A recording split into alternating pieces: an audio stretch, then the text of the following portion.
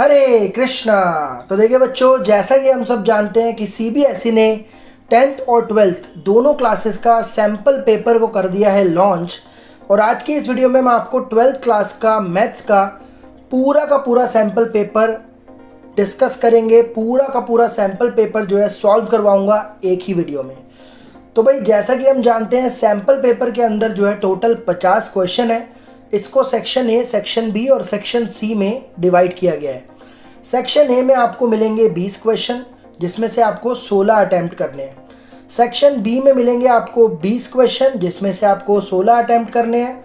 और section C में मिलेंगे आपको 10 क्वेश्चन, जिसमें एक केस स्टडी है, तो उसमें से आपको 8 क्वेश्चन अटैम्प्ट करने हैं। तो इसलिए 50 क्वेश्चन टोटल पूछे जा रहे हैं, जिसमें से आपको अटैम्प्ट करने हैं 40 क्वेश्चन। 40 मार्क्स का पेपर है आपका। तो एक एक करके हम डिस्कस करते हैं कि किस लेवल के क्वेश्चंस आ रखे हैं, क्या डिफ़िकल्टी है, सेक्शन ए डिफ़िकल्ट है, बी सी, केस स्टडी किस तरीके से है, ये सब हम आज की इस वीडियो में डिस्कस करेंगे। तो भाई अगर क्लास 12th में आपको किसी भी चैप्टर में अगर डाउट है, टर्म 1 का कोई भी चैप्टर अगर आपको उसमें दिक्कत है, किसी भी क्वेश्चन में, एक्सरसाइज में, तो मैं बता दूं हमारे चैनल पर पूरा का पूरा जो है कोर्स पहले से ही अपलोडेड है। सबका लिंक मैं आपको नीचे डिस्क्रिप्शन में दे दूंगा। जिस भी चैप्टर में आपको डाउट हो वहाँ पर जाकर के आप उस डाउट को अपने क्लियर कर सकते हैं, या फिर अगर आपको कोई चैप्टर पढ़ना है तो वो भी आप वहाँ से पढ़ सकते हैं। तो एक एक करके क्वेश्चन डिस्कस करते हैं। सबसे पहला जो क्वेश्चन है सेक्शन ए में, जैसा कि मैंने आपको बताया 20 क्वेश्चन है, लेकिन अटैम्प्ट करने हैं आपको कोई भी 16 क्वेश्चन, लेकिन वो आप पेपर में करना, मैं तो सारे ही करवाऊंगा। ठीक है भाई। तो समझते हैं पहला क्वेश्चन। इसके अंदर है, ये है इनवर्स ट्रिग्नोमेट्रिक फंक्शन का क्वेश्चन है। तो sine pi by 3 minus sine inverse minus half, आपको ऑप्शन चूज करना है। तो भाई सबसे पहले आप क्या करोगे, देखो भाई एक प्रॉपर्टी होती है साइन इनवर्स के अंदर अगर नेगेटिव होता है, साइन इनवर्स के अंदर अगर नेगेटिव होता है तो ये नेगेटिव आ जाता है बाहर। तो आप क्या करो, इस माइनस को बाहर ले जाओ तो ये हो जाएगा प्लस। ठीक है जी। अब आपको देखना है साइन के टेबल में हाफ कहाँ पर आता है।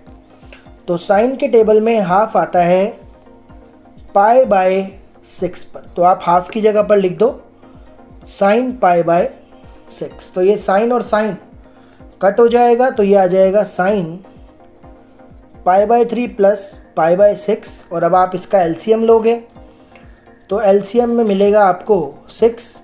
तो 3 के टेबल में 6 आता है 2 पर, तो ऊपर हो गया 2 पाई। और 6 के टेबल में 6 आता है 1 पर, तो ऊपर हो गया पाई।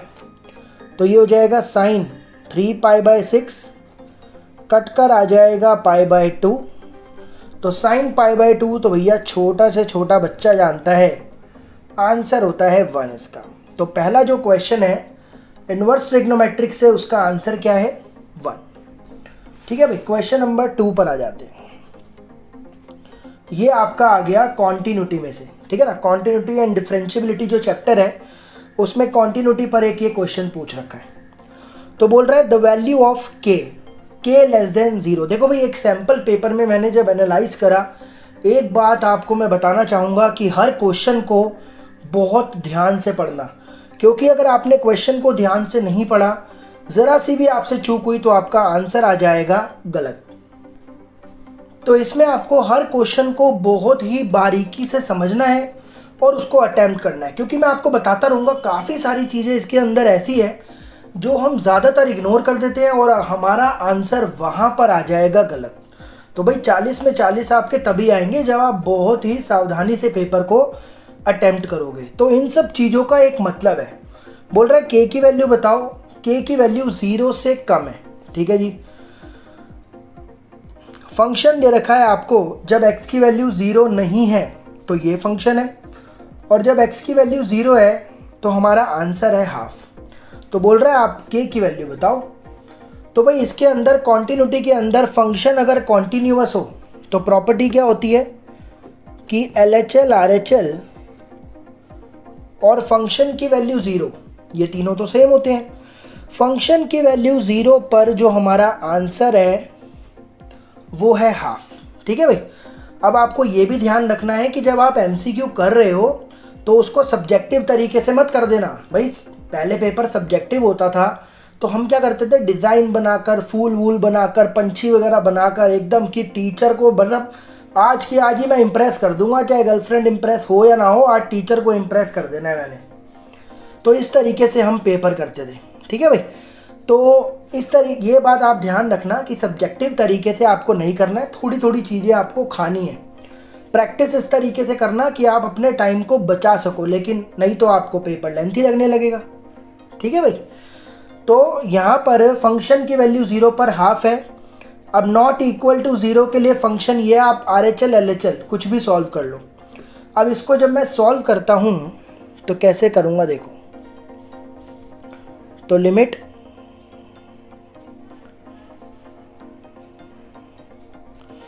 तो ये हो जाएगा 1 माइनस कॉस के एक्स अपॉन में एक्स साइन एक्स। देखो भाई इसको सॉल्व करने का तरीका क्या है छोटे में। तो सबसे पहले आप क्या करो, x से मल्टीप्लाई और x से डिवाइड कर दो, ठीक है भाई। तो ये हो जाएगा 1 माइनस कॉस एक्स का फॉर्मूला होता है, आपको याद होगा 1 माइनस कॉस एक्स का फॉर्मूला होता है 2 साइन स्क्वायर एक्स बाई 2। ये फॉर्मूला यहाँ पर लगाओ, 2 साइन स्क्वायर एंगल है के एक्स बाई 2 और अपॉन में x और x कर दो एक्स स्क्वायर, और ये जो साइन एक्स बाई एक्स है इसको उल्टा कर दो। तो ये तो आपने पढ़ा ही होगा, x बाय साइन एक्स की लिमिट तो 1 होती है ना, तो इसको चलता कर दो। उसके बाद 2 को ले जाओ बाहर,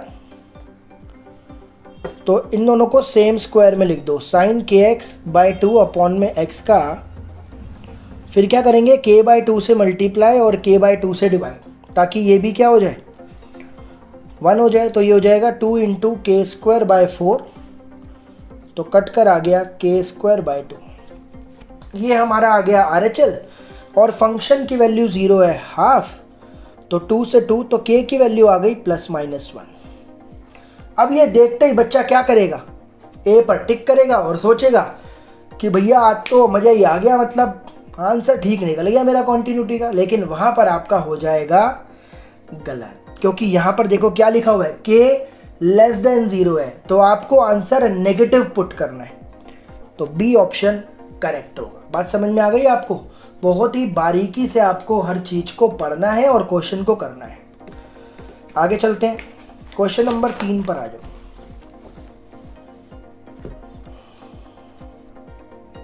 तीन में बोल रहा है कि ये वाली जो मैट्रिक्स है ये एक स्क्वायर मैट्रिक्स है जिसका ऑर्डर है 2।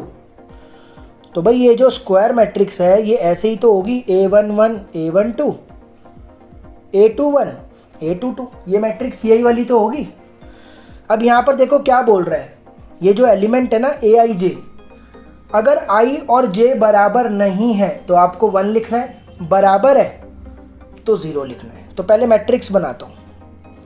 यहाँ पर I और J बराबर है तो 0 लिखना है, I और J बराबर है तो 0 लिखना है, I और J बराबर नहीं है तो 1 लिखना है, और यहाँ पर भी I और J बराबर नहीं है तो 1 लिखना है। बात समझ में आ गई, मैट्रिक्स बनानी आ गई आपको।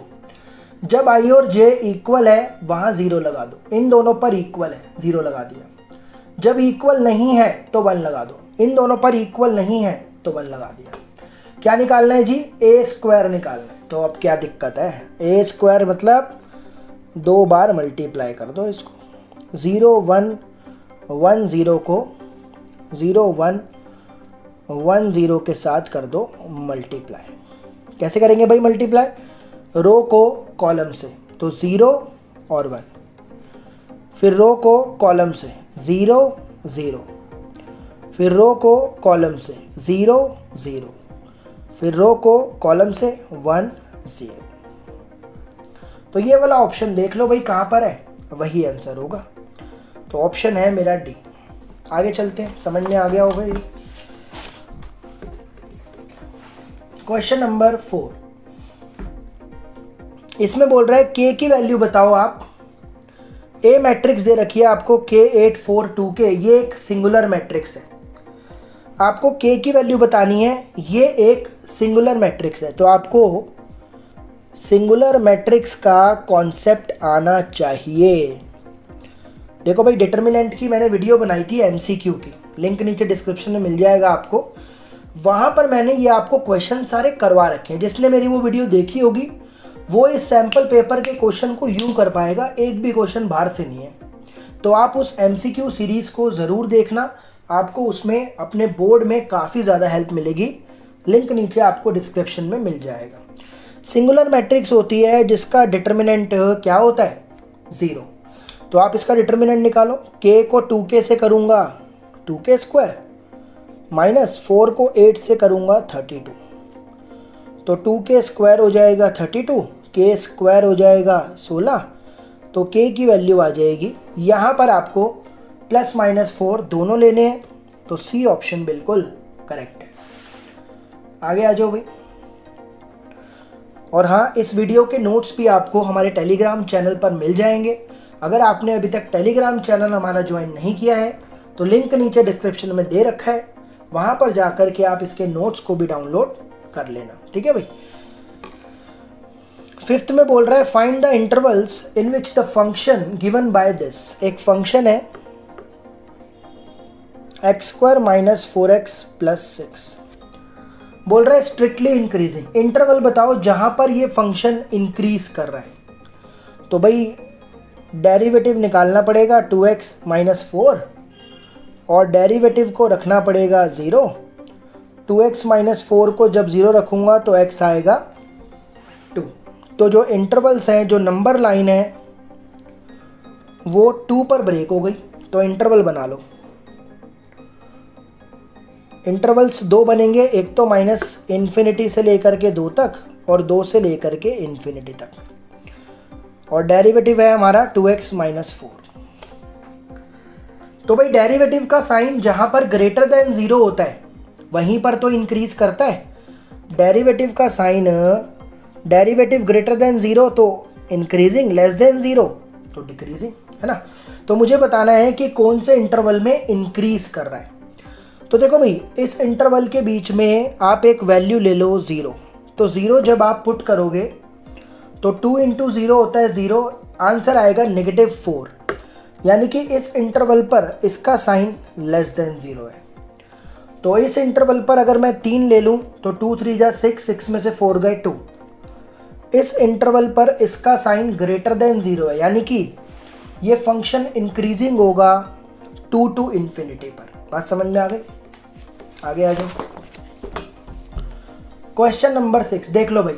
ये वाला क्वेश्चन भी मैंने आपसे MCQ में डिस्कस किया था। सेम क्वेश्चन आ रखा है, तो आपको काफ़ी ज़्यादा हेल्प मिलेगी। जो भी MCQ सीरीज़ जिन्होंने भी देखी है उनको बोर्ड में नो डाउट काफ़ी ज़्यादा हेल्प मिलने वाली है। ठीक है भाई। तो क्या बोल रहा है, given that A is a square matrix. A एक स्क्वायर मैट्रिक्स है जिसका ऑर्डर है 3, डिटर्मिनेंट है -4। बोल रहा है एडजॉइंट का डिटर्मिनेंट बताओ। तो भाई इसका तो डायरेक्ट फॉर्मूला होता है। एडजॉइंट का डिटर्मिनेंट होता है डिटर्मिनेंट की पावर n-1, ऑर्डर है 3, n है 3, तो डिटर्मिनेंट का स्क्वायर। तो डिटर्मिनेंट कितना है, -4 का स्क्वायर, ये हो गया 16। तो D ऑप्शन होगा इसमें करेक्ट। आगे आ जाओ। बोल रहा है एक relation R in set A। एक सेट है 1 2 3 इज डिफाइंड एज, रिलेशन क्या है 1 1 2 2 3 3 1 2। तो बोल रहा है which of the following ordered pair in are shall be removed. इनमें से कौन सा ऑर्डर्ड पेयर हटा दूं ताकि ये इक्विवेलेंस रिलेशन बन जाए। इनमें से कौन सा ऑर्डर्ड पेयर हटा दूं ताकि ये इक्विवेलेंस रिलेशन बन जाए। तो भाई आप 1 2 को साइड कर दो ना। देखो भाई रिफ्लेक्सिव क्या होता है, 1 1 2 2 3 3 प्रेजेंट है ना। 1 2 अगर होगा इसमें तो 2 1 भी होना चाहिए था, जो कि नहीं है। तो मतलब ये गड़बड़ कर रहा है ना यहाँ पर। तो आप इस 1 2 को यहाँ से चलता कर दो, तो ये तीनों ऑर्डर्ड पेयर आपको इक्विवेलेंस रिलेशन देंगे। तो यही गड़बड़ कर रहा है, इसको हटा दो। 8th पर आ जाओ। बोल रहा है इसमें a + b - c + 2d। तो आपको भाई इसमें a b c d निकालना पड़ेगा। तो 2a + b है 4 और a - 2b है -3। तो पहले आप क्या करो, इसमें a और b निकालते हैं, ठीक है ना। मैं क्या कर रहा हूँ, इसको 2 से इंटू कर रहा हूँ ताकि b सेम हो जाए। तो ये हो जाएगा 4a + 2b 8, a - 2b -3, ये गया 5a हो गया 5, ए हो गया, ए की वैल्यू 1 मैं यहाँ पर लगा देता हूँ, तो 2 × 1 + b = 4, 2 × 1 = 2, उधर जाकर माइनस होगा, b की वैल्यू हो गई 2। अब c और d भी निकाल लेते हैं ऐसे ही। 5c - d को रख दो 11 और 4c + 3d को रख दो 24। ठीक है भाई। तो d को सेम करने के लिए मैं इसको × 3 कर देता हूँ, तो ये हो जाएगा 15c - 3d 33 और 4c + 3d 24। ये गया, ये हो गया 19c और ये 57, तो c आ गया t, क्योंकि 19 से डिवाइड करोगे 19 3 × 57 होता है। c की वैल्यू 3 यहाँ पर लगा रहा हूँ मैं, 4 × 3 + 3d = 24, ये हो गया 12, उधर जाकर माइनस करूँगा तो बचेगा 12, तो d आ गया 4। चलो जी, ABCD निकल चुका है, बस पुट कर दो आप। a आया 1 + 2 - 3 + 2 × 4, तो 3 और 3 ये तो मर गए, ऑप्शन होगा, आंसर आएगा 8। ठीक है भाई। तो भाई ऐसे क्वेश्चंस तो नहीं आएंगे कि आपको देखते ही टिक करना पड़े, थोड़ा बहुत तो यार आपको सॉल्व करना ही पड़ेगा, 1.5 घंटे का पेपर है, नहीं तो भाई आधे बच्चे तो पेपर में ही लूडो खेलने लग जाएंगे। अगर इतना कम टाइम में क्वेश्चन होने लग गए तो 90 मिनट तो भाई बहुत ज़्यादा हो जाएंगे। तो आपको वैसा ही पेपर बना के दिया जाएगा ताकि आप 90 मिनट तो लगाओ। बल्कि कई बच्चों की देखना यही कंप्लेंट होगी कि मेरे को आता था, पेपर छूट गया। ठीक है भाई, ये होता ही है। क्वेश्चन नंबर 9 बोल रहा है the point at which normal to the curve. बोल रहा है एक ऐसा पॉइंट बताओ जिस पर इस कर्व पर नॉर्मल डालो। यहां पर देखो x की वैल्यू क्या है, पॉजिटिव, ध्यान देना इन सब चीजों पर, फिर बोल रहा हूं इस कर्व पर जो नॉर्मल है वो परपेंडिकुलर है इस लाइन के। देखो भाई बात को समझो बहुत ध्यान से, कोई भी एक कर्व है, इस पर जो नॉर्मल है, इस कर्व पर जो नॉर्मल है, बोल रहा है किस पॉइंट पर नॉर्मल डाली गई। नॉर्मल जो है इस लाइन के क्या है, परपेंडिकुलर, इस लाइन के परपेंडिकुलर है। तो भाई सबसे पहले आप क्या करो, लाइन का स्लोप निकाल लो। क्या होता है फॉर्मूला, -a/b, तो -3/- 4, तो लाइन का स्लोप हो गया 3/4। और आपको क्योंकि कर्व दिया हुआ है तो आप जब इसका फर्स्ट डेरिवेटिव निकालोगे, इसका 1 होगा और इसका होता है 1/x²। x का डेरिवेटिव होता है 1/x का -1/x²। इसमें आप एलसीएम ले लो, x² - 1/x², ये आपका आ गया टेंजेंट का स्लोप। आपको तो नॉर्मल का चाहिए ना, तो भाई आपको पता होगा slope of normal into slope of tangent. दो लाइंस जब परपेंडिकुलर होती हैं तो उनके स्लोप का प्रोडक्ट -1 होता है। तो नॉर्मल का स्लोप क्या होगा, -1 में स्लोप ऑफ टेंजेंट। नॉर्मल का स्लोप क्या होगा, -1 में स्लोप ऑफ टेंजेंट, ये रहा -1 में x² - 1/x²। तो नॉर्मल का स्लोप आ गया -x² में x² - 1। ठीक है भाई। अब मैं नॉर्मल का स्लोप भी निकाल चुका हूँ और लाइन का स्लोप भी निकाल चुका हूँ, मुझे x की वैल्यू निकालनी है। ठीक है भाई। तो नॉर्मल और लाइन परपेंडिकुलर है ना, देखो भाई नॉर्मल परपेंडिकुलर है ना लाइन के, तो नॉर्मल का जो स्लोप है और लाइन का जो स्लोप है उनका प्रोडक्ट -1 ही तो होगा।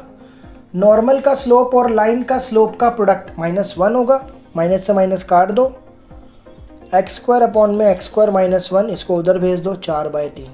अब आप दिमाग लगाओ, यहाँ तक तो सॉल्व कर दिया, सब कुछ थोड़ी सॉल्व करना है, इसको देखना किसने है, किसी ने भी नहीं। OMR शीट मिलेगी आपको, ये सब सॉल्यूशन तो मैं आपको समझाने के लिए करा रहा हूँ, नहीं तो ऐसे ऐसे क्वेश्चन हो जाएंगे सारे के सारे।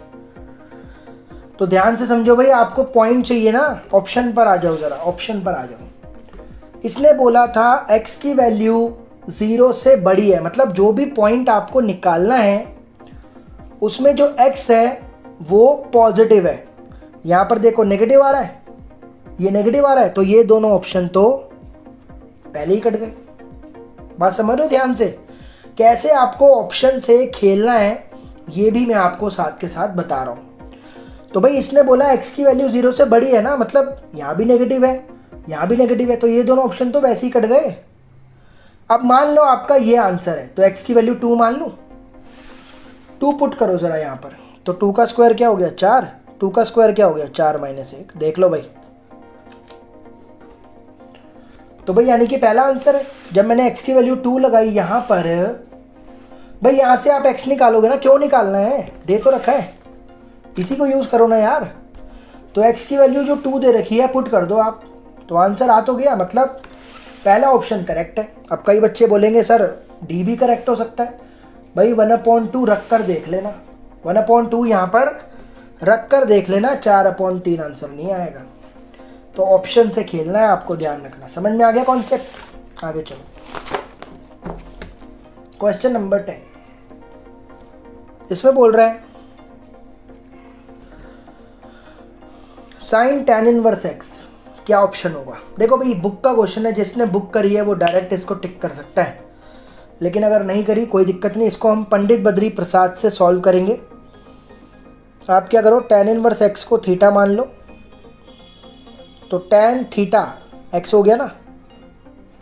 अब यहाँ पर राइट एंगल ट्रायंगल बना लो, तो tan थीटा क्या होता है, tan क्या होता है p/b ना, पंडित बद्री प्रसाद हर हर बोले, tan क्या होता है p/b, तो ये x है ये 1 है, तो पाइथागोरस से ये क्या आ जाएगा 1 + x²। बाहर साइन है ना, तो अंदर साइन इनवर्स बनाओ, साइन थीटा क्या हो जाएगा p/h, x/√1 + x², यानी कि थीटा क्या हो गया साइन इनवर्स x/√1 + x², यानी कि tan इनवर्स को आप साइन इनवर्स ये लिख सकते हो। अब जब आप इसको यहाँ पर पुट करोगे, tan इनवर्स की जगह जब आप ये पुट करोगे साइन साइन कट जाएगा, ये आंसर होगा, ये ऑप्शन है। ठीक है भाई। तो देखिए बच्चों अगला क्वेश्चन है क्वेश्चन नंबर 11, ये है रिलेशन और फंक्शन से। तो इसमें बोल रहा है let the relation R in the set A. तो एक सेट ए है जिसके अंदर एलिमेंट्स हैं 0 से लेकर के 12 तक, तो 0 है 1 है 2 है, कहाँ तक है 12 तक है। रिलेशन क्या है, जो ये ऑर्डर्ड पेयर है ए और बी, तो इन दोनों का डिफरेंस करके जब मॉड्यूलस लिया गया तो ये 4 का मल्टीपल बना रहा है। ठीक है ना, जो भी ऑर्डर्ड पेयर आप यहाँ पर लोगे उनका डिफरेंस करके जब आप मॉड लोगे तो वो 4 के टेबल में आना चाहिए। ठीक है ना, इन दोनों को माइनस करके मॉड में आंसर 4 का मल्टीपल। तो बोल रहा है देन इक्विवेलेंस क्लास कंटेनिंग 1 क्या होगी इन चारों ऑप्शन में से। तो सबसे पहले मैं आपको बता दूं इक्विवेलेंस क्लास क्या होती है। तो इक्विवेलेंस क्लास क्या होता है, एक ऐसे एलिमेंट का सेट जो कि 1 के साथ रिलेशन में होगा। कौन से रिलेशन में, ये जो दिया हुआ है। ठीक है भाई, तो इक्विवेलेंस क्लास क्या होती है, एक ऐसे एलिमेंट का सेट जो कि 1 के साथ रिलेशन में है। तो मैं मान लेता हूँ वो x है, तो x जो है 1 के साथ रिलेशन में है।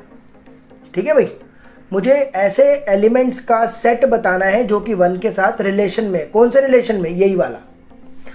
तो रिलेशन क्या है भाई, इन दोनों को माइनस करके जब मैं मॉड लूँगा, इन दोनों को माइनस करके जब मैं मॉड्यूलस लूँगा तो वो 4 के टेबल में आना चाहिए, 4 का मल्टीपल होना चाहिए 4m। तो भाई ये रहे एलिमेंट्स। अब आप अपने आप देख लो कि कौन कौन x हो सकता है जब मैं 1 से माइनस करूँ तो 4 के टेबल में आ जाए।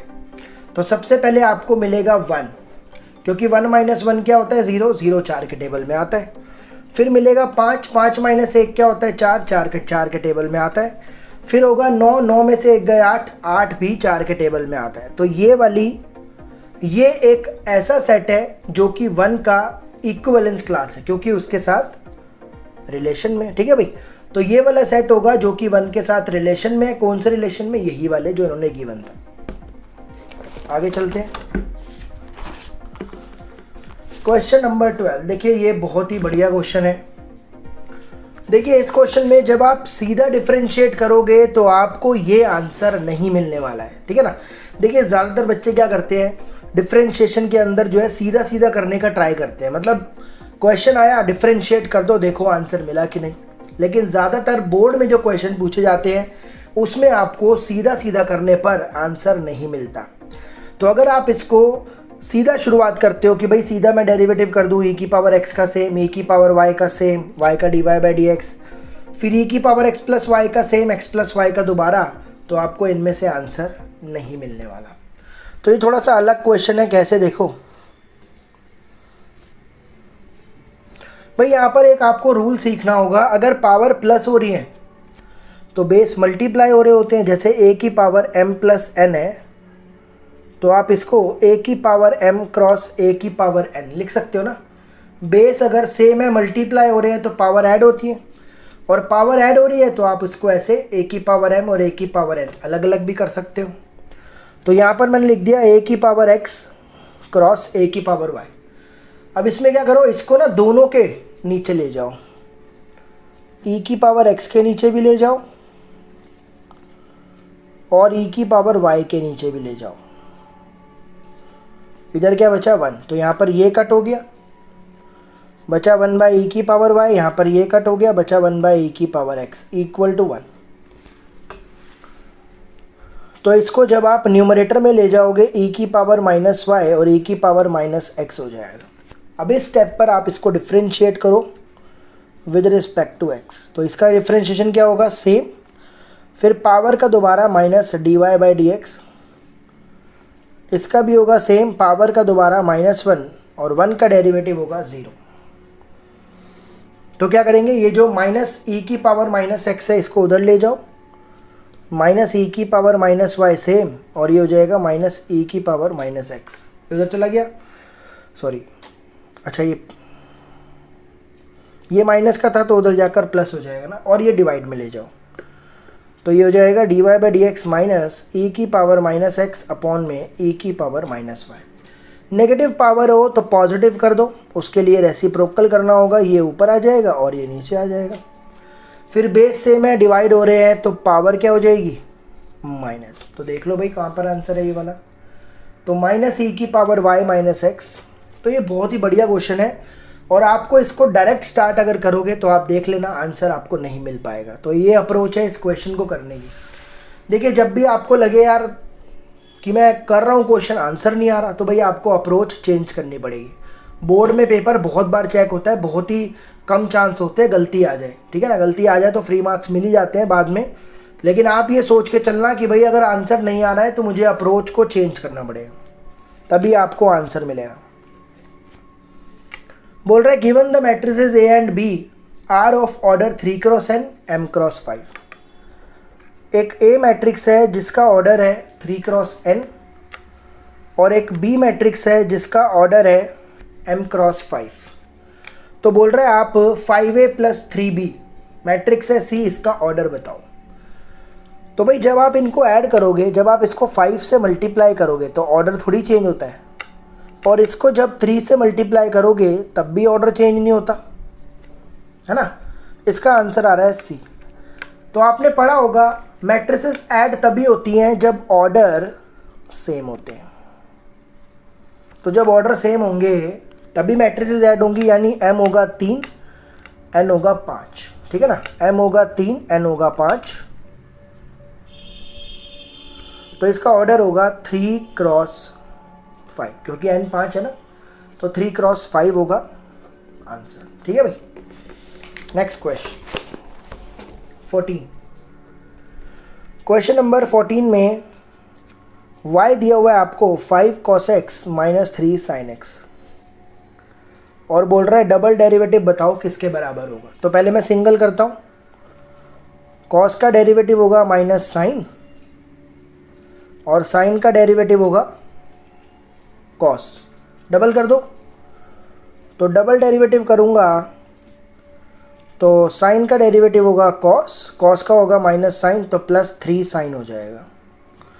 माइनस अगर मैं यहाँ से कॉमन ले लूँ तो ये अंदर बचेगा 5 cos x minus 3 sin x। ये किसके बराबर है, देख लो ये y तो है, तो डबल डेरिवेटिव किसके बराबर आ रहा है, नेगेटिव y, तो ए ऑप्शन यहाँ पर करेक्ट होगा।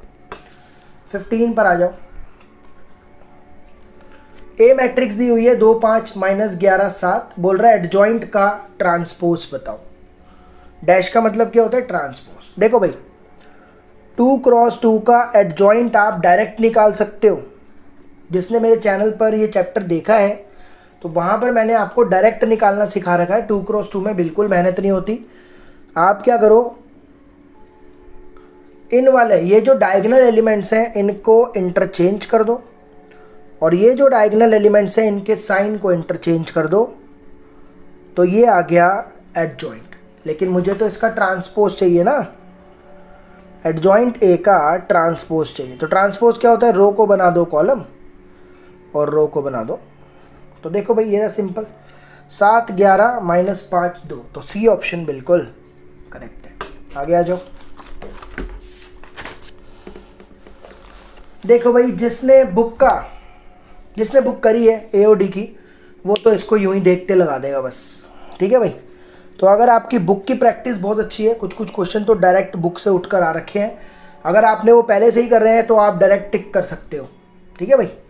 लेकिन बता देते हैं, बोल रहा है इस कर्व पर ऐसे पॉइंट बताओ, the points on the curve. इस कर्व पर ऐसे पॉइंट बताने हैं जिस पर टेंजेंट y एक्सिस के पैरेलल होगी। देखो भाई अगर कोई लाइन y एक्सिस के पैरेलल है, एक कॉन्सेप्ट समझ लो, अगर कोई भी लाइन y एक्सिस के पैरेलल है तो वो x एक्सिस के साथ बनाएगी 90 डिग्री का एंगल। तो इसका स्लोप क्या होगा, स्लोप होता है भैया tan थीटा यानी कि tan 90, तो इसका स्लोप होगा 1/0। तो इस क्वेश्चन का कॉन्सेप्ट क्या है, अगर लाइन y एक्सिस के पैरेलल है तो उस लाइन का स्लोप होगा 1/0। स्लोप कैसे निकालते हैं, इसको डिफरेंशिएट करके, x² / 9 y² / 16, इसको डिफरेंशिएट करो, x² का होगा 2x, y² का होगा 2y dy/dx और 1 का होगा 0, ठीक है भाई। तो 2y/16 dy/dx, ये प्लस का उधर जाकर हो जाएगा माइनस, 2 से 2 कट हो गया, तो स्लोप क्या आ गया, dy/dx स्लोप आ जाएगा 16 उधर -16x/9y। तो ये स्लोप आ गया टेंजेंट का, और स्लोप तो 1/0 दिया हुआ है ना, तो आप इसको क्या करो 1/0 के इक्वल रख के क्रॉस कर दो। तो 0 को इससे करोगे 0 और ये हो जाएगा 9y, 9 डिवाइड में, तो y की वैल्यू आ गई 0। अब y की वैल्यू आप पुट करो कर्व में, ये 0 हो गया ख़त्म, तो बचा गया x² / 9 = 1, x² / 9 = बचा 1, x² हो गया 9, x हो गया, तो यानी कि +-3 और y तो 0 है। इन पॉइंट्स पर जब आप टेंजेंट डालोगे तो वो टेंजेंट y एक्सिस के पैरेलल होगी, तो सी ऑप्शन बिल्कुल करेक्ट है, ठीक है भाई। क्वेश्चन नंबर 17 पर आ जाओ। अब देखो क्वेश्चन नंबर 17 में बोल रहा है given that A = Aij is a square matrix of order 3x3। तो ये एक स्क्वायर मैट्रिक्स है जिसका ऑर्डर है 3x3 और इसका डिटर्मिनेंट है -7। तो जो भी मैट्रिक्स हो उस मैट्रिक्स का डिटर्मिनेंट है -7। तो बोल रहा है आप then the value of this, ये है ai2 small a capital A, और बोल रहा है where aij denote the cofactor of element aij। तो भाई ये एलिमेंट होता है और ये उसका कोफैक्टर है, और इसमें आपको सिग्मा निकालना है i = 1 से लेकर के 3 तक। तो आप देख रहे हो क्वेश्चन में थोड़े थोड़े ट्विस्ट डाल रखे हैं जिससे बच्चा कंफ्यूज हो। नए क्वेश्चंस हैं लेकिन कॉन्सेप्ट्स वही हैं, ठीक है ना। आपको दिमाग चलाना पड़ेगा पेपर के अंदर। भाई 40 मार्क का पेपर 90 मिनट में आपको करना है, तो थोड़ा सा आपका दिमाग तो वो खपवाएगा ही। तो सिग्मा का मतलब क्या होता है, 1 से लेकर 3 तक स्टार्ट करो, पहले 1 पुट करो, तो A12 फिर 2 पुट करो, A22 फिर 3 पुट करो, A32 बोल रहा है इसकी वैल्यू बताओ आप। तो भाई अगर आपने एक प्रॉपर्टी पढ़ी हो, मैं आपको एक प्रॉपर्टी बता देता हूँ, डिटर्मिनेंट के अंदर है ये 4.4 एक्सरसाइज में। मान लो ये एलिमेंट्स हैं A11 A12 A13, A21 A22 A23 A31 A32 A33 और इनके आप कोफैक्टर्स निकाल लो। A11 A12 A13 A21 A22 A23 A31 A32 A33। Property क्या बोलती है, अगर आपने कोई भी एक रो को उनके कोफैक्टर से मल्टीप्लाई करके ऐड कर दिया, क्या बोला मैंने, फिर से बोलता हूँ, कोई भी एक रो को उनके कोफैक्टर से मल्टीप्लाई करके ऐड कर दिया तो आपको मिलेगा डिटर्मिनेंट। जैसे आपने इसको इससे मल्टीप्लाई करा, A11 A11 A12 A12 A13 A13, तो आपको मिलेगा क्या, डिटर्मिनेंट।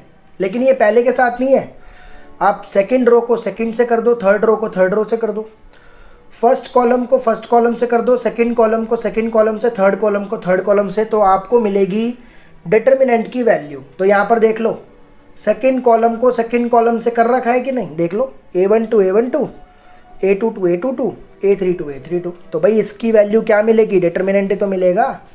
और डिटर्मिनेंट क्या दिया हुआ है, -7। तो ये तो बहुत ही टुच्चा क्वेश्चन था, सिर्फ प्रॉपर्टी पर बेस्ड। ठीक है भाई, अगर आपको प्रॉपर्टी आती है तो आप इसको डायरेक्ट ही लगा सकते हो, ये सब तो मैंने आपको समझाने के लिए लिखा है बस।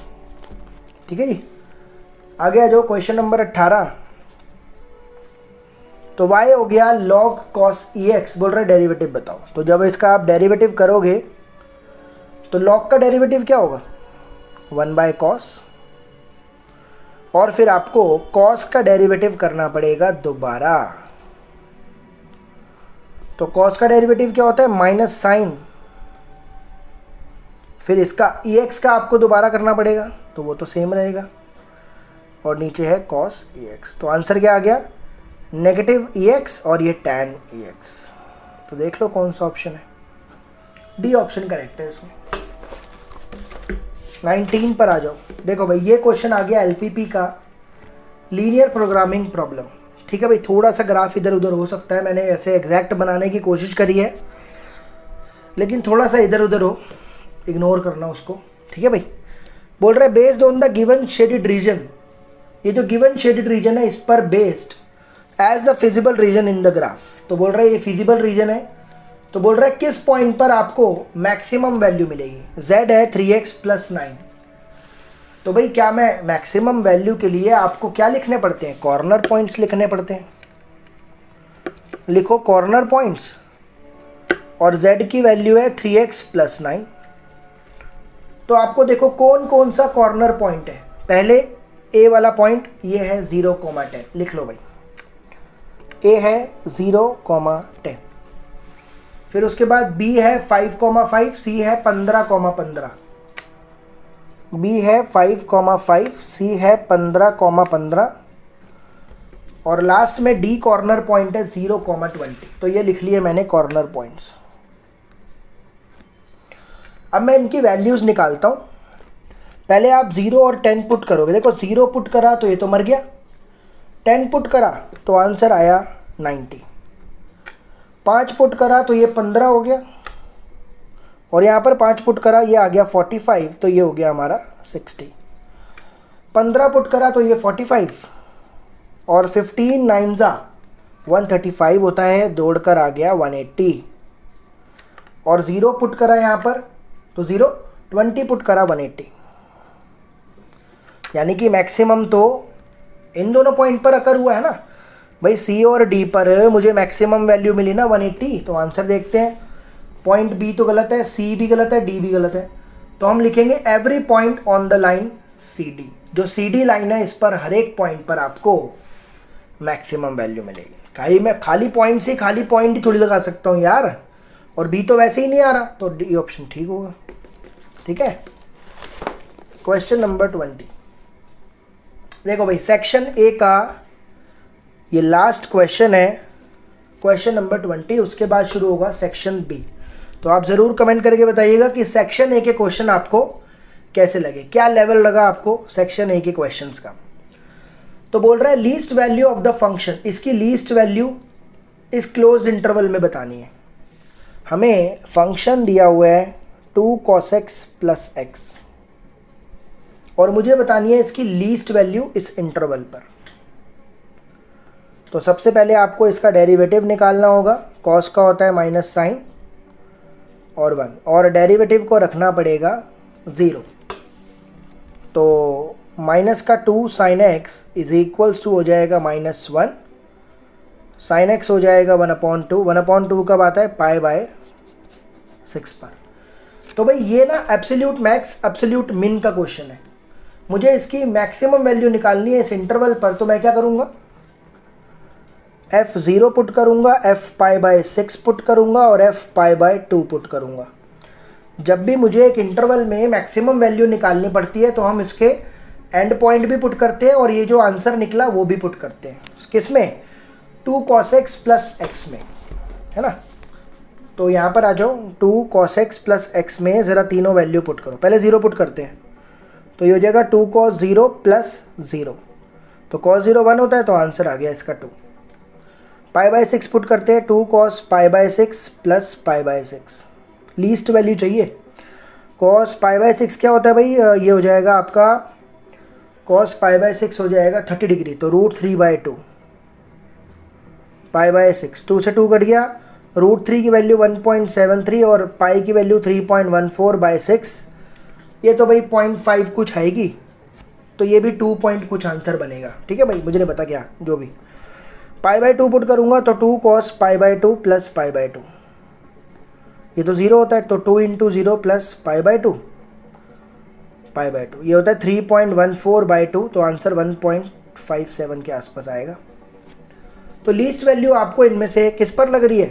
π/2 पर। ठीक है ना। तो π/2 पर इसकी मिलेगी मुझे लीस्ट वैल्यू। तो ये हो गया हमारा सेक्शन ए कंप्लीट। अब हम चलते हैं सेक्शन बी पर। देखो भाई, सेक्शन बी का पहला क्वेश्चन है 21। ये आ गया रिलेशन और फंक्शन से। तो इसमें आपको बताना है कि ये जो फंक्शन है real number two real number और फंक्शन है x3, तो बोल रहा है 1 1 on 2 होगा कि नहीं। तो भाई 1 1 की कंडीशन क्या होती है? अगर मैं fx1 और fx2 को इक्वल ले लूँ, fx है x3, fx1 क्या होगा? x1³ और ये x2³, तो x1 x2 सेम हो गया। तो फंक्शन 1 1 तो है, और ऑन टू के लिए क्या करते हैं? y = x3, x हो गया y का क्यूब रूट। तो भाई हो क्या रहा है? यहाँ पर भी सारे रियल नंबर है और यहाँ पर भी सारे रियल नंबर है। ऑन टू कब बोलते हैं? जब हर y पर एक x हो। तो यहाँ पर भाई आप कोई भी y पुट करो जो आपके मन में आ रहा है, जो आंसर आएगा वो x में होगा ही होगा। तो लिखेंगे for every value of y। ये तो खैर मैं बकवास लिख रहा हूँ, सब्जेक्टिव के लिए होता है ये, लेकिन आपको समझाने के लिए, for every value of y there exist, हर y के लिए यूनिक वैल्यू एग्जिस्ट करती है x की, एग्जिस्ट यूनिक वैल्यू ऑफ। तो भैया ये फंक्शन 1 1 भी है और ऑन टू भी है, तो डी ऑप्शन पे एकदम करेक्ट करो। क्वेश्चन नंबर 22, x की वैल्यू दे रखी है a sec थीटा, y है b tan थीटा। बोल रहा है डबल डेरिवेटिव निकालो जब थीटा की वैल्यू π/6 है। चारों में से कौन सा ऑप्शन होगा बताना है आपको। डबल डेरिवेटिव चाहिए उसको। तो पहले मैं क्या करता हूँ, पैरामेट्रिक फंक्शन है ये, तो dx/d थीटा निकालता हूँ। तो sec का डेरिवेटिव क्या होगा? sec theta tan theta. और मैं dy/d थीटा भी निकाल लेता हूँ। तो tan का डेरिवेटिव क्या होगा? sec² theta. फिर क्या करते हैं, y वाले को x वाले से डिवाइड कर दो, y वाला ऊपर और x वाला नीचे। ये कट हो गया, तो b sec² थीटा ऊपर रहेगा और a sec theta tan theta नीचे रहेगा। तो ये कट हो गया, तो बचा b/a 1/cos sin/cos। तो क्या बचा? b/a 1/sin क्या होता है? cosec theta. dy/dx क्या दे रखा है? b/a cosec theta, dy/dx। लेकिन मुझे सिंगल नहीं डबल चाहिए, तो इसका डबल डेरिवेटिव जब मैं करूँगा, अब बड़ी छोटी सी मिस्टेक जो बच्चों से यहाँ पर होती है, बड़ी ध्यान से समझना। अब डबल डेरिवेटिव मैंने करा है एक्स के रिस्पेक्ट में, लेकिन यहाँ पर कौन बैठा है, थीटा। देखो भाई, हर कोई क्या करेगा, कॉसेक का डेरिवेटिव करेगा, वो होगा minus cosec theta cot theta, और यहीं पर π/6 की वैल्यू पुट करेगा। लेकिन जब देखेगा यार जो आंसर आ रहा है वो तो मैच ही नहीं कर रहा, हो सकता है मैच भी कर जाए आपका, क्योंकि यहाँ पर आपको पागल बना रहे हैं बस CBSE वाले। कर क्या रहे हैं कि आपको बस वो फंसाना चाह रहे हैं। ऑप्शन देगा, वो गलत वाला ऑप्शन देगा और आपको वहाँ पर फंसा कर टिक करवाएगा आपको, ताकि आप गलत कर दो। लेकिन कॉन्सेप्ट की नॉलेज होना बहुत ज़रूरी है, तभी आप इन गलतियों से बच पाओगे। तो मैंने बोला ना कि आपको बहुत बारीकी से क्वेश्चन को पढ़कर समझना है, फिर करना है, नहीं तो आंसर गलत ही आएगा, पक्की बात है। तो डबल डेरिवेटिव एक्स के रिस्पेक्ट में हुआ है और बैठा है थीटा, तो थीटा का डेरिवेटिव आपको दोबारा करना होगा, वो होता है dθ/dx। तो इसको उल्टा कर दो भाई, dθ/dx की वैल्यू इसको क्या कर दो, उल्टा, a sec theta tan theta. तो ये हो गया माइनस b/a, कॉसेक को लिख लो 1/sin, कॉट को cos/sin, और dθ/dx इसको लिख दो 1/a sec theta tan theta. तो ये क्या हो जाएगा, माइनस का b/a cos theta sine square theta,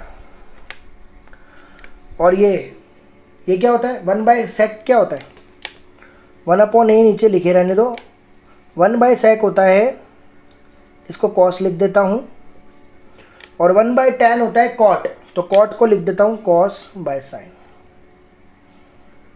तो ये क्या बन गया, माइनस b/a स्क्वायर, है ना, cos क्यूब थीटा,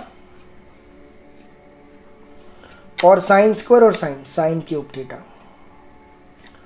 थोड़ा सा यहाँ पे कर देते हैं, तो ये हो गया minus b/a square cos theta by sine theta का क्यूब, और ये बन गया minus b/a square cot theta का क्यूब। अब कॉट थीटा, थीटा क्या है भाई, थीटा π/6 से लगा दो भाई, माइनस b/a स्क्वायर ये हो जाएगा कॉट π/6 का क्यूब। अब कॉट π/6 मतलब कॉट 30, कॉट 30 होता है √3 का क्यूब, तो √3 का क्यूब होगा 3√3, तो इसका फाइनल आंसर क्या आएगा, माइनस का b/a स्क्वायर 3√3। तो माइनस b/a स्क्वायर 3√3, तो ये रहा माइनस b/a स्क्वायर 3√3। देख रहे हो आप, थोड़ी सी अब ये डिफ़िकल्टी लेवल बढ़नी शुरू हो गई है, मतलब कि आपने अगर ध्यान ना दिया तो आपका आंसर गलत आएगा। ठीक है भाई, सेक्शन बी में अब देखो, तभी 40-90 मिनट का पेपर है, 90 मिनट लगेंगे आपके इसमें। ठीक है भाई, ये इन्होंने ग्राफ बना रखा है, बोल रहा है कि मिनिमम वैल्यू बताओ, z है 2x माइनस 3y, तो किस पॉइंट पर मिनिमम अकर होगा। ये पॉइंट्स हैं, लेकिन 1 2 3 4 5 6 है कॉर्नर पॉइंट, लेकिन 4 ही लिखे हैं इसने। z है 2x माइनस 3y, तो एक एक करके चेक कर लेते हैं किस पर मिनिमम अकर होगा। पहले 4 और 10 रखते हैं भाई, 4, 10, तो ये हो जाएगा 2 × 4 माइनस 3 × 10, 8 माइनस 30 माइनस 22। चलो जी, 6 और 8 पे देखते हैं। 2 × 6 माइनस 3 × 8, 12 माइनस 24 माइनस 12। फिर 0 8 पर देखते हैं, 2 × 0 माइनस 3 × 8, तो ये हो जाएगा 0 माइनस 24। और फिर 6 और 5 पर देखते हैं, तो 2 × 6 माइनस 3 × 5, तो -3। तो भाई इसमें जो आपका मिनिमम वैल्यू आ रही है वो आ रही है -24 0 8 पर, तो 0 8 पर आपको टिक करना है। बात समझ में आ गई भाई, आगे चलते हैं। क्वेश्चन नंबर 24 बोल रहा है डेरिवेटिव बताओ इसका इसके रिस्पेक्ट में। Sine inverse 2x √1 minus x square का साइन इनवर्स x के रिस्पेक्ट में। ऐसे क्वेश्चन को करने के लिए आपको पहले वाले को मानना है u और बाद वाले को मानना है v। और आपको फाइंड क्या करना है, फाइंड करना है आपको du/dv, है ना भाई। इसका डेरिवेटिव इसके रिस्पेक्ट में आपको फाइंड करना है। तो देखो भाई v x पर डिपेंड कर रहा है ना, तो पहले आप dv/dx निकाल लो। साइन इनवर्स x का डेरिवेटिव होता है 1/√1 - x²। अब इसको कैसे सॉल्व करेंगे, यहाँ पर आपको पुट करना है x को साइन थीटा, पुट करो तो ये हो जाएगा sine inverse 2 sin theta √1 - sin² theta. तो ये हो जाएगा साइन इनवर्स 2 sin थीटा, ये हो जाएगा √cos² थीटा। cos² थीटा का रूट क्या होता है, cos² थीटा का रूट होता है cos theta. 2 sin theta cos theta ये होता है sin 2 theta. Sine sine cut गया, 2 थीटा। अब थीटा क्या होगा भाई, x अगर साइन थीटा है तो थीटा क्या होगा, साइन इनवर्स x। पुट कर दो यहाँ पर u 2 साइन इनवर्स x। तो इसका डेरिवेटिव क्या होगा, du/dx का 2/√1 - x²। अब आपको क्या करना है, u वाले को v वाले से डिवाइड करना है, du/dx को dv/dx से। तो 2/√1 - x², 1/√1 - x²। तो आंसर आ गया 2। तो ऑप्शन क्या होगा इसमें, देख लो भाई, डिफिकल्टी लेवल बढ़ रही है अब, ठीक है भाई। क्वेश्चन नंबर 25, आपको ए मैट्रिक्स दिया हुआ है और बी मैट्रिक्स दिया हुआ है, बोल रहा है चारों में से कौन सा ऑप्शन करेक्ट है। क्या ए इनवर्स बी होगा, ए इनवर्स 6b होगा, बी इनवर्स बी होगा, या बी इनवर्स। जब भी ऐसे क्वेश्चन आए आपके पास, ए और बी दे रखा है, इनवर्स की बात हो रही है, जब भी ऐसे क्वेश्चन आए आप दोनों को मल्टीप्लाई कर देना। 1 - 1 0 2 3 4 2 2 -4 -4 2 -4 2 -1। तो जब भी आपके पास ऐसे क्वेश्चन आए, दो मैट्रिक्स दियो, इनवर्स की बात हो रही हो, तो आपको दोनों को मल्टीप्लाई कर देना है। तो मल्टीप्लाई करके देखते हैं क्या आ रहा है। तो रो को मल्टीप्लाई करेंगे कॉलम से, तो 1 को 2 से करा 2, -1 को -4 से करा 4, 0 को 2 से करा 0, मत लिखो।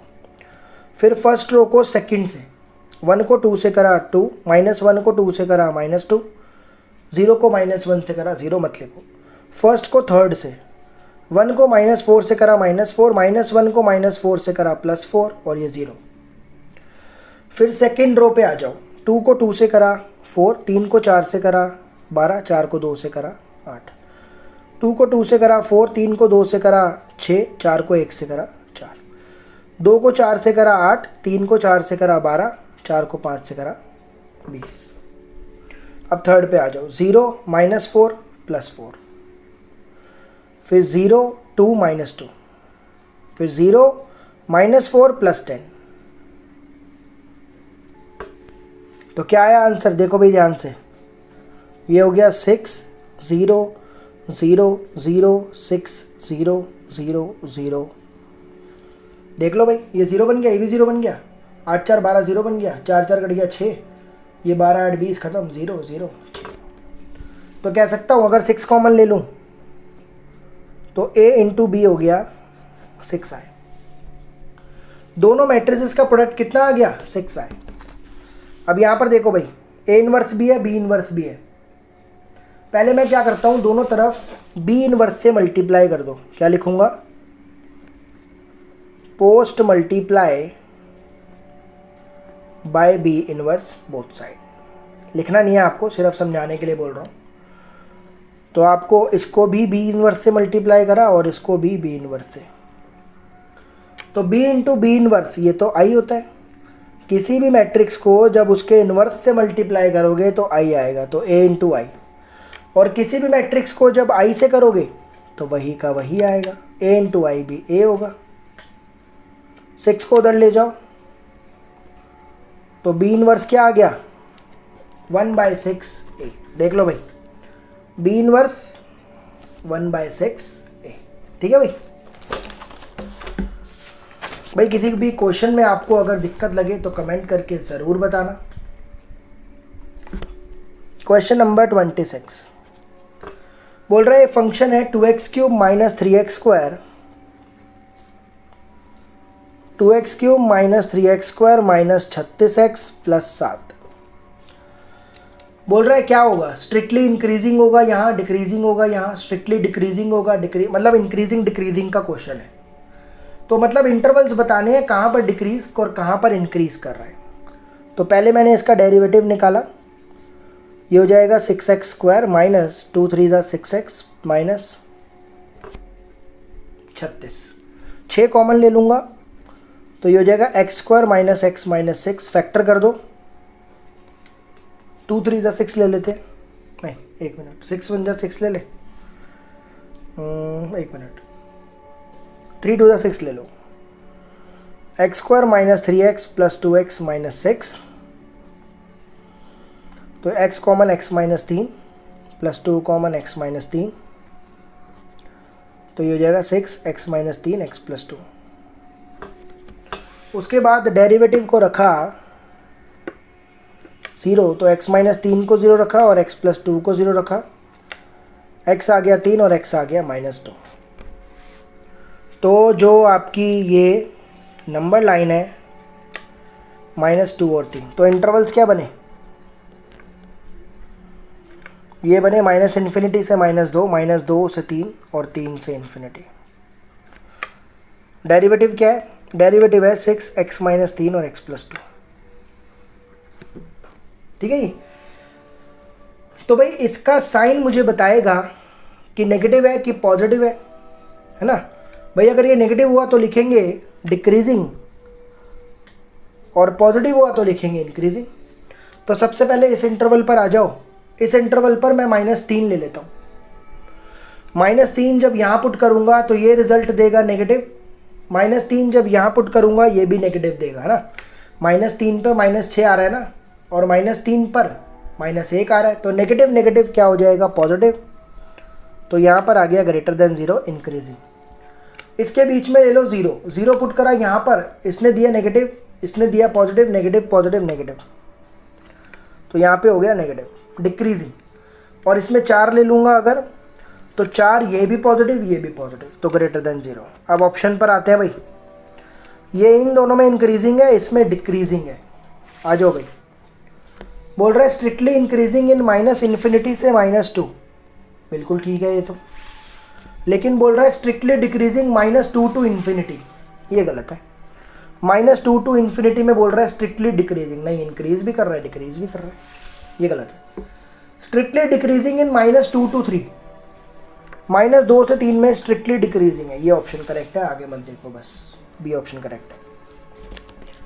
यार सॉल्व तो पूरा ही करना पड़ रहा है, देखो सॉल्व तो भैया पूरा ही करना पड़ रहा है, लास्ट में बस टिक हो रहे हैं, ठीक है ना, तभी ये पेपर 90 मिनट्स का है। बोल रहा है इसकी सिंपलेस्ट फॉर्म बताओ, चारों में से कौन सा ऑप्शन है। x की वैल्यू लाई कर रही है पाई से 3π/2 के बीच में। देखो भाई इसमें 2 फॉर्मूले यूज होंगे।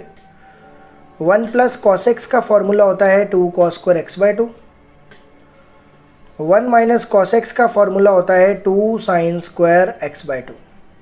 ये फॉर्मूले इसमें हम यूज़ करेंगे, तो ये हो जाएगा 2 cos², 1 + cos x की जगह 2 cos² x/2, और यहाँ पे 2 sin² x/2, नीचे भी 2 cos² x/2, 2 sin² x/2, है ना भाई। जब रूट सॉल्व होगा तो प्लस का आंसर भी आएगा और माइनस का आंसर भी आएगा, तो ये तो √2 हो जाएगा प्लस माइनस cos x/2, और ये भी प्लस माइनस sin x/2। अब प्लस लूँ या माइनस वो भी बताता हूँ मैं अभी आपको, अभी रुको बताता हूँ। √2 cos x/2 और √2 sin x/2। देखो भाई जो आपका x जो है ना वो लाई कर रहा है पाई से 3π/2 में। पाई से 3π/2 कौन सा क्वाड्रेंट होता है, पाई से 3π/2 ये थर्ड क्वाड्रेंट होता है, लेकिन मुझे x नहीं चेक करना है, x/2 चेक करना है, तो सबको 2 से डिवाइड कर दो। तो π/2 x/2 3π/4। अब ये हो गया 90 डिग्री, ये हो गया 135, सेकेंड क्वाड्रेंट आ गया। 90 से 180 सेकेंड में होता है, तो ये 90 से 135 है, तो ये सेकेंड में ही तो हुआ। अब सेकेंड में आपको कॉस को लेना पड़ेगा नेगेटिव। पहले आप क्या करो, ऊपर से भी और नीचे से भी √2 कॉमन ले लो तो कट जाएगा। तो नेगेटिव लेना पड़ेगा, नेगेटिव cos x/2। सेकेंड में कॉस नेगेटिव होता है, साइन पॉजिटिव होता है, तो इसको पॉजिटिव ही ले लो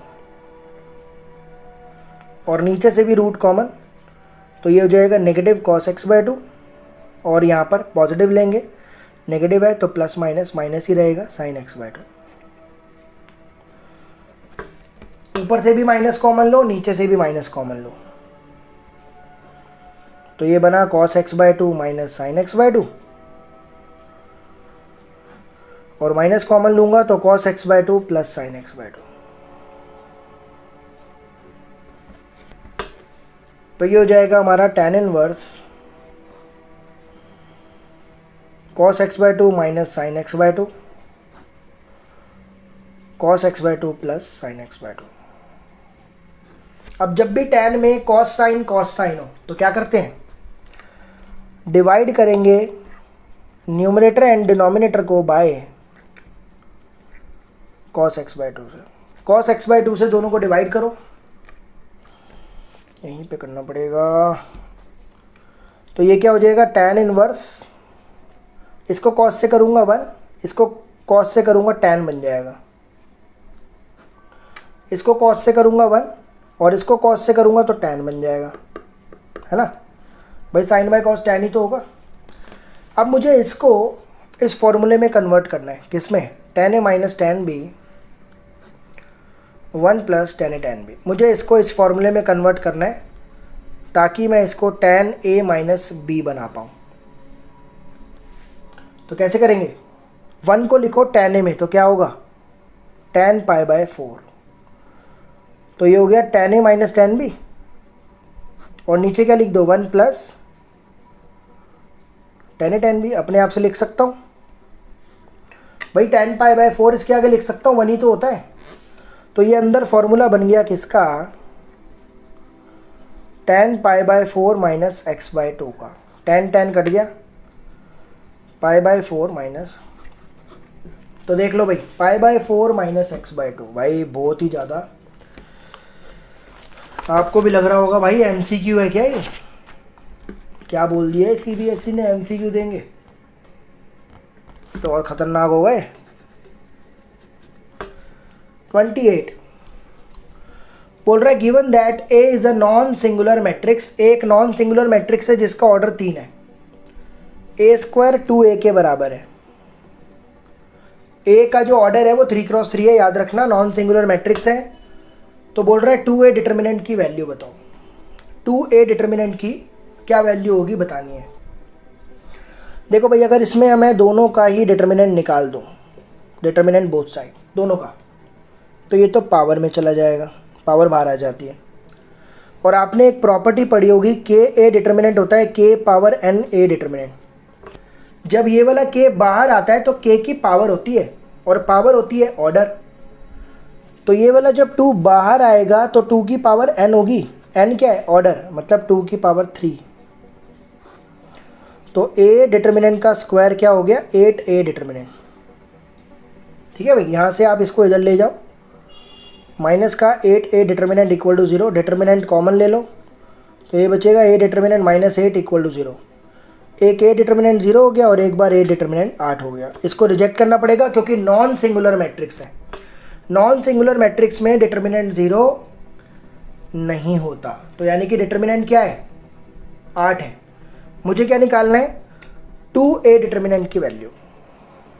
तो फिर से वही बात, 2a डिटर्मिनेंट क्या होगा, 2 की पावर 3 a डिटर्मिनेंट, यानी कि 8 इंटू 8, तो आंसर होगा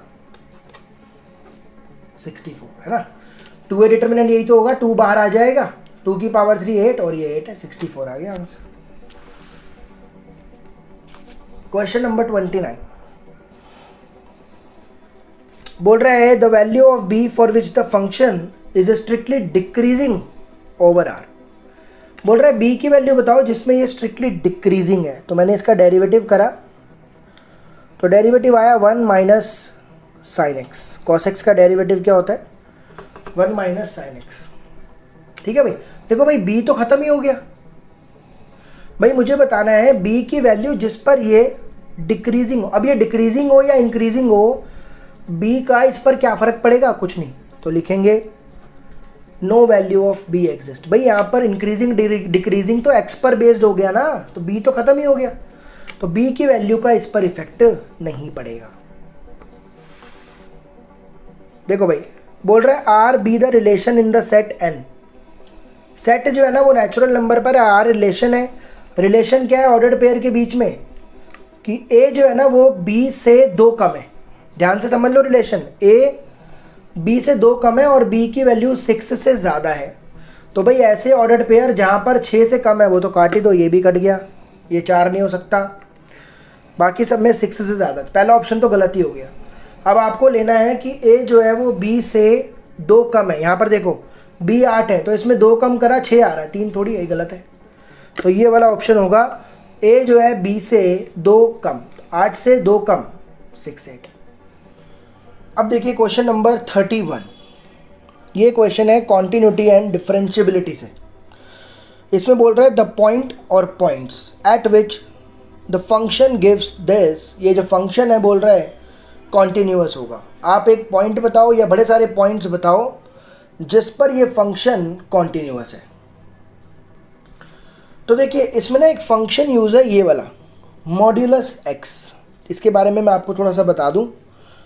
ये जो फंक्शन है ना मॉड्यूलस एक्स, ये नेगेटिव एक्स होता है जब एक्स लेस देन 0 हो और पॉजिटिव एक्स होता है जब एक्स ग्रेटर देन 0 होता है। ये 11th क्लास में आपने पढ़ा होगा, नहीं भी पढ़ा तो यहाँ पर समझ लो। जब भी एक्स की वैल्यू नेगेटिव होगी, यानी कि ये जो नंबर लाइन है आपकी -इन्फिनिटी से लेकर के इन्फिनिटी तक, जब आप नेगेटिव वैल्यूज़ पुट करोगे तो आपको आंसर लिखना होता है -x, और जब आप पॉजिटिव आंसर पुट करोगे तो आंसर लिखना होता है +x। ठीक है जी। फिलहाल यहाँ पर x नेगेटिव है ना, तो ये क्या हो गया? -x हो गया कि नहीं? तो ये हो गया हमारा x अपॉन -x। तो -1 x greater than equal to 0। तो ये कट करके आ गया -1, यानी कि अब फंक्शन क्या बन गया? जब इनपुट नेगेटिव है तब भी -1 और इनपुट जब पॉजिटिव है तब भी -1। देख लो भाई, इनपुट जब नेगेटिव है तब भी -1, आउटपुट इनपुट जब पॉजिटिव है तब भी -1। तो हर बार LHL RHL -1, यानी कि LHL RHL इक्वल है। इसका मतलब फंक्शन कॉन्टिन्यूअस होगा हर रियल नंबर पर। और वैसे भी ये कांस्टेंट फंक्शन है ना। फंक्शन क्या है? -1 ही तो है, तो ये कांस्टेंट फंक्शन होता है। और कांस्टेंट फंक्शन तो वैसे भी कॉन्टिन्यूअस होता है हर रियल नंबर पर। तो ऑप्शन होगा ए। अब देखिए क्वेश्चन नंबर 32। इसके अंदर ए मैट्रिक्स दी हुई है ये, और जब इसको के से मल्टीप्लाई करा तो वो मैट्रिक्स दी हुई है ये। बोल रहा है के ए बी की वैल्यू बताओ। तो भाई ये ए मैट्रिक्स है ना, इसको जब मैं के से मल्टीप्लाई करूंगा तो क्या आएगा? ये 0, 2k, 3k और -4k, यही तो आएगा। और ये मैट्रिक्स दी हुई है क्या? 0, 3a, 2b, 24। तो -4k हो गया 24। तो k की वैल्यू सबसे पहले मिल गई -6। तो -6 तो भाई चारों ही ऑप्शन में। आगे देखते हैं। उसके बाद 2k हो गया 3a, 2k हो गया 3a, k की वैल्यू है -6, तो ये हो गया -12।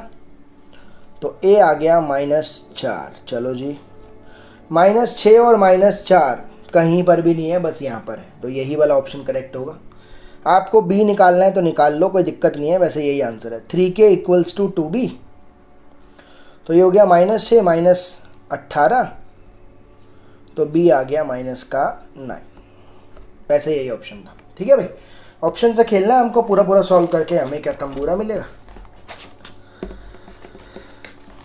देखिए क्वेश्चन नंबर 33 बोल रहा है एक लीनियर प्रोग्रामिंग प्रॉब्लम है इस तरीके से, इसको मिनिमाइज करना है और ये कंस्ट्रेंट है, इक्वेशन दे रखी है। तो बोल रहा है फिजिबल रीजन में मिनिमम वैल्यू ऑफ z की जो मिनिमम वैल्यू है वो यूनिक पॉइंट पर अकर होगी, किसी भी पॉइंट पर अकर नहीं होगी, इनफाइनाइट पॉइंट्स पर अकर होगी या 2 पॉइंट्स पर अकर होगी। अब भाई इसमें तो मिनिमम वैल्यू निकालनी पड़ेगी ना, तभी तो मेरे को पता चलेगा कि मिनिमम वैल्यू कितने पॉइंट्स पर अकर हो रही है। तो इसका ग्राफ मैंने पहले से ही बना रखा है। ये रही इक्वेशन, फिर इसके मैंने 2 पॉइंट्स निकाले। ये रही इक्वेशन, फिर इसके मैंने 2 पॉइंट्स निकाले और मैंने इसको प्लॉट करा। ये वाली इक्वेशन और ये वाली इक्वेशन। ये वाली इक्वेशन है आपकी 3x + 5y 15 और ये वाली 2x + 3y 18। ये 2 इक्वेशन है। तो भाई इसका शेडेड रीजन था ये वाला, और इसके जो कॉर्नर पॉइंट्स हैं वो देखिए, अब कॉर्नर पॉइंट्स लिख रहा हूँ। तो वो है 0 3, 5 0, 9 0 और 0 6। तो अब देखते हैं कितने पॉइंट्स पर मिनिमम अकर होता है। z की वैल्यू क्या है? 30x + 50y। z है 30x + 50y। तो 0 पुट करा यहाँ पर, 3 पुट करा यहाँ पर, तो ये हो गया 150। 5 पुट करा यहाँ पर 150 और 0, तो ये भी 150, 2 पॉइंट तो आ गए। 9 पुट करा 270 और ये 270। 0 पुट करा, 6 पुट करा 300। तो 2 पॉइंट पर मिनिमम अकर हो रहा है, तो ऑप्शन लगाओगे आप 2 पॉइंट्स ओनली। ठीक है जी, आगे आ जाओ। क्वेश्चन नंबर 34 बोल रहे ट्रेपीजियम का एरिया एक फंक्शन से डिफाइंड है। फंक्शन है ये रहा, fx = 10 + x √100 - x²। तो बोल रहा है then the area when it is maximised. आपको वो वाला एरिया बताना है जब ये मैक्सिमम होगा। ठीक है भाई, तो मैक्सिमम के लिए आपको सिंगल और डबल डेरिवेटिव निकालना होगा। तो जब मैं इसका सिंगल डेरिवेटिव करूंगा तो प्रोडक्ट रूल लगाएंगे भाई, दूसरे वाला सेम। इसका जब आप डेरिवेटिव करोगे तो 1 आएगा। फिर पहले वाला सेम, इसका डेरिवेटिव होता है 1/2 √100 - x²। फिर रूट के अंदर का दोबारा इसका 0, इसका -2x, 2 से 2 कट हो गया।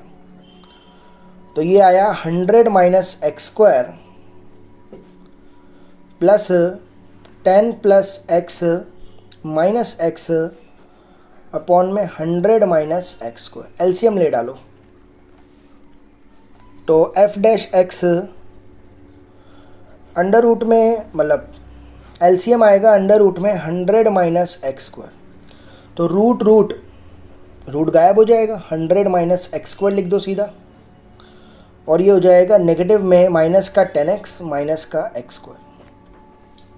तो ये क्या हो जाएगा f', तो 100 - 10x माइनस 2x² अपॉन में अंडर रूट में 100 - x²। 2 कॉमन ले लो पूरे में से,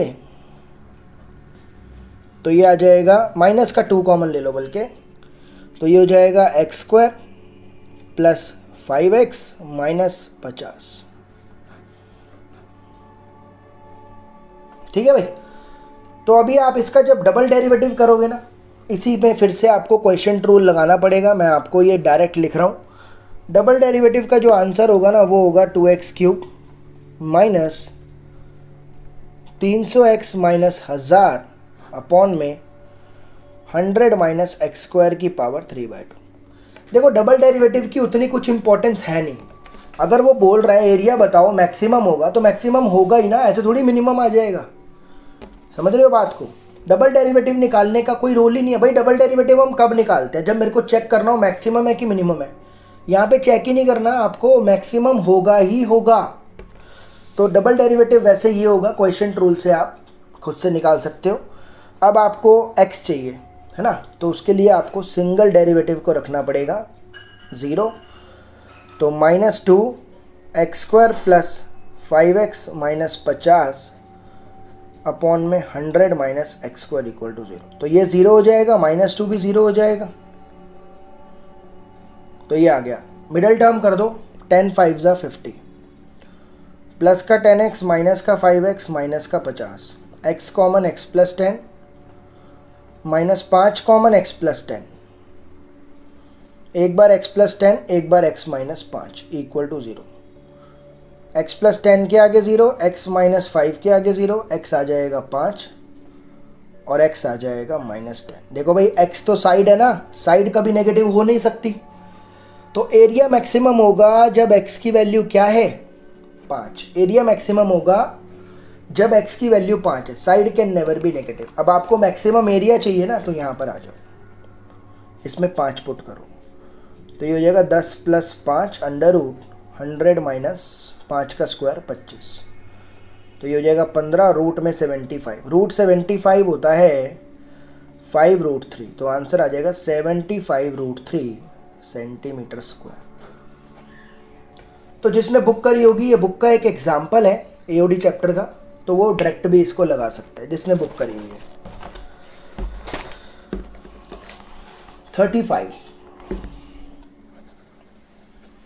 35 में बोल रहा है ए एक स्क्वायर मैट्रिक्स है, ए स्क्वायर ए के बराबर है, इसको सिंप्लीफाई करो। अब जिसने बुक करी है वो डायरेक्ट आंसर लगा सकता है आई। ये बुक का मिसलेनियस का लास्ट वाला क्वेश्चन है, मिसलेनियस में लास्ट क्वेश्चन है, जिसने करा होगा वो डायरेक्ट लगा सकता है, उसको सॉल्व करने की जरूरत नहीं है। बुक करो अच्छे से, ठीक है भाई।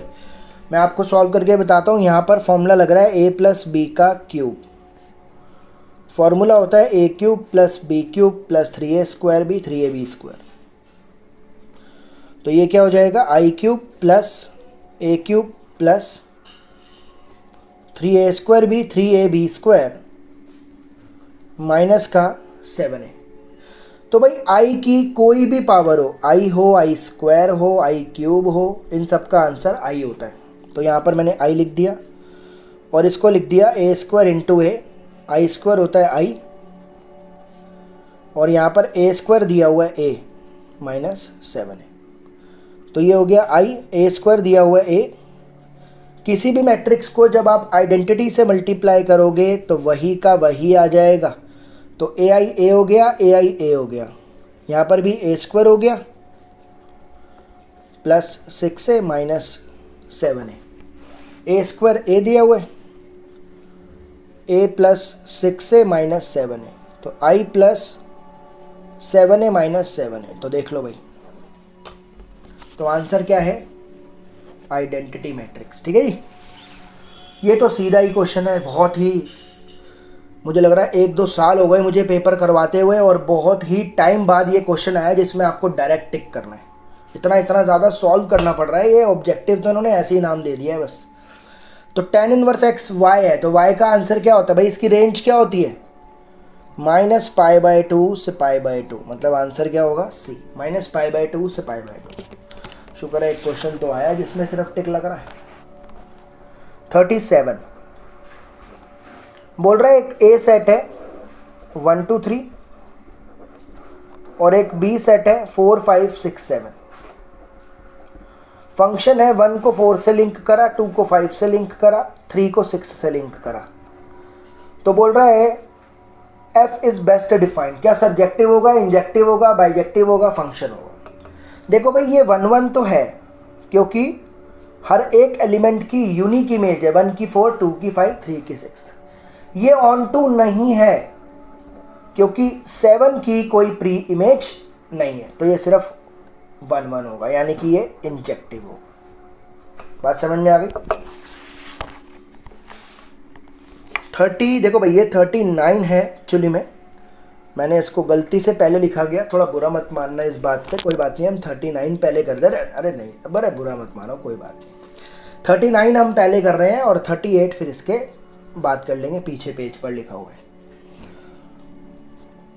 इसके अंदर बोल रहा है पॉइंट्स ऑन द कर्व, इस कर्व पर ऐसे पॉइंट्स बताओ eight which tangent is this. ये भी बुक का क्वेश्चन है, ठीक है भाई। 6 पॉइंट जो आपकी 3 एक्सरसाइज है नॉर्मल टेंजेंट की, उसका मेरे ख्याल से ये 9वां क्वेश्चन है शायद, मेरे को ऐसे अच्छे से याद नहीं है, लेकिन हाँ 9th के आसपास ही ऐसा क्वेश्चन है। तो बोल रहे हैं इस पॉइंट्स पर ऐसे कर्व बताओ जिस पर टेंजेंट ये रही। तो सबसे पहले आप क्या करो, इसका डेरिवेटिव निकालो। डेरिवेटिव आ गया 3x² माइनस 11। लाइन की इक्वेशन आपको दे रखी है, टेंजेंट देखो भाई आपने पढ़ा होगा, ये होता है 11th क्लास में पढ़ा था, स्लोप इंटरसेप्ट फॉर्म। तो ये स्लोप इंटरसेप्ट फॉर्म ही तो है।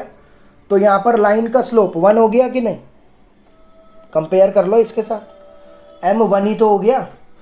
तो ये जो स्लोप निकला ये टेंजेंट का निकला, और डेरिवेटिव करके जो स्लोप निकला टेंजेंट का निकला, बराबर रख दो। 3x² हो गया 12, x² हो गया 4, x हो गया +-2। अब इसको देखकर बच्चा फटाफट या तो सी ऑप्शन लगाएगा या डी ऑप्शन लगाएगा, ठीक है ना। या तो सी ऑप्शन लगा देगा क्योंकि +-2 x आ गया, यहाँ पर भी है यहाँ पर भी है, या फिर डी ऑप्शन लगा देगा, है कि नहीं। लेकिन पहले y निकालो आप। पूरा क्वेश्चन ज़रूर करना है, मैंने बताया नज़र हटी दुर्घटना घटी। आप 40 से चूक जाओगे, कम मार्क्स आएंगे, फिर एक ना एक गलत हो ही जाएगा। और इस पेपर में काफ़ी क्वेश्चन ऐसे हैं अगर आपने ध्यान से ना पढ़ा तो गलत। x आ गया तो पहले x = 2 पुट करते हैं यहाँ पर, ये रहा कर्व में पुट करते हैं। तो y कितना आ रहा है, 2 का क्यूब 8, 22, 5। तो ये कितना हो गया, 13 में से 22 गए -9। तो पहला पॉइंट तो आ गया 2, -9। देखो यहाँ पर भी है यहाँ पर भी है ना। एक और देखते हैं। तो मैंने बोला डी तो ऑप्शन वैसे ही गलत है ना, तो बी ऑप्शन करेक्ट है भाई। सी और डी तो मैंने पहले ही काट दिए ना, तो बी ऑप्शन इसमें करेक्ट होगा, कुछ सॉल्व करने की ज़रूरत नहीं है। लेकिन अगर -2 से निकालते हैं तो निकाल लेते हैं। -2 का क्यूब होगा -8 + 22 और ये 5। तो 22 और 5 होता है, 22 और 5 होगा 27। 27 में से 8 गए, कितना आ रहा है, 19। -2, 19। अब देखो भाई इसमें लॉजिक क्या है, ठीक है ना। आपके आंसर्स निकल गए, आप कहोगे सर डी ऑप्शन मार्क करो, ये निकल तो गए आंसर, आप बी क्यों मार्क कर रहे हो। -2, 19 ये लिखा तो हुआ है। जरा थम जाओ। देखो भाई इन पॉइंट्स पर टेंजेंट डली, टेंजेंट की इक्वेशन ये रही, ऐसा ही तो है भाई। इन दोनों पॉइंट्स पर टेंजेंट ड्रॉ करी है और टेंजेंट की इक्वेशन ये रही। तो ये पॉइंट्स लाइन पर तो होंगे ना। तो पहले 2, 9 को -9 को पुट करो, तो y हो गया -9 और ये हो गया 2 - 11, बराबर आ रहा है। यानी कि इस पॉइंट पर तो टेंजेंट डली है क्योंकि मैंने मार्क करा। अब -2, 19 को ज़रा पुट करो, तो 19, तो -2 - 11, 19 = देख लो भाई, हो गई गड़बड़। तो ये पॉइंट लाइन पर है ही नहीं, इसका मतलब इस पर टेंजेंट ड्रॉ नहीं हुई। तो बिना सोचे समझे डी मार्क मत कर देना, बी ऑप्शन इसका सिर्फ और सिर्फ आंसर है, ठीक है भाई। चलते हैं आगे। उम्मीद करता हूँ समझ में आ गया होगा कि बहुत ही सावधानी पूर्वक आपको पेपर को करना है। 38 क्वेश्चन, ठीक है। 39 मैंने पीछे कर लिया। ए मैट्रिक्स है, बोल रहा है 14A इनवर्स बताओ। तो पहले ए इनवर्स निकालते हैं। ए इनवर्स का फॉर्मूला होता है 1/a डिटर्मिनेंट एडजॉइंट ऑफ ए। तो आप इसका जब डिटर्मिनेंट निकालोगे तो ये होगा 6 -1, तो डिटर्मिनेंट हो गया 7। और एडजॉइंट ए का डिटर्मिनेंट अगर निकालना है तो एडजॉइंट ए कैसे निकालते हैं, 2x2 मैट्रिक्स का आपको क्या करना है, ये जो डायगोनल एलिमेंट्स हैं इसको इंटरचेंज कर दो, और ये जो डायगोनल एलिमेंट्स हैं इनके साइन चेंज कर दो, 1 और -1। तो डिटर्मिनेंट भी आ गया और एडजॉइंट भी आ गया, फॉर्मूले में पुट कर दो इसको, तो ये हो जाएगा 1/7, 2 - 1, 1, 3। लेकिन हमें ए इनवर्स नहीं निकालना, हमें निकालना है 14A इनवर्स। तो क्या दिक्कत है, 14 से मल्टीप्लाई कर दो, तो ये हो जाएगा 14 × 1/7, 2 - 1, 1, 3, 2। तो सबको 2 से मल्टीप्लाई कर दो, 4 - 2, 2, 6। तो देख लो भाई कौन सा ऑप्शन है, बी ऑप्शन है। 4 - 2, 2, 6, बी ऑप्शन करेक्ट है। तो ये है भाई सेक्शन बी का आखिरी क्वेश्चन। तो सक्सेसफुली हम 40 क्वेश्चन कवर कर चुके हैं। गिवन दैट बोल रहा है, ये जिसने, ये भी बुक का क्वेश्चन है, मैट्रिक्स का, मिसलेनियस का 3rd लास्ट क्वेश्चन है। a² = 3 ही दे रखा है, बोल रहा है ऑप्शन मैच करो। तो a² निकाल लेते हैं पहले, a × a कर दो, तो alpha beta gamma minus alpha, alpha beta gamma minus alpha. तो इसको मल्टीप्लाई करोगे तो क्या आएगा, अल्फ़ा को अल्फ़ा से करेंगे α² plus beta gamma, alpha beta minus alpha beta, alpha gamma minus gamma alpha, beta gamma plus alpha square. तो ये मर गया, ये मर गया, क्या आया answer? Alpha square plus beta gamma 0 0 beta gamma plus alpha square. ये आपको रखना है आइडेंटिटी मैट्रिक्स के 3i के बराबर। थोड़ी सी जगह कम पड़ गई है, चलो यहीं पे कर देते हैं। इसको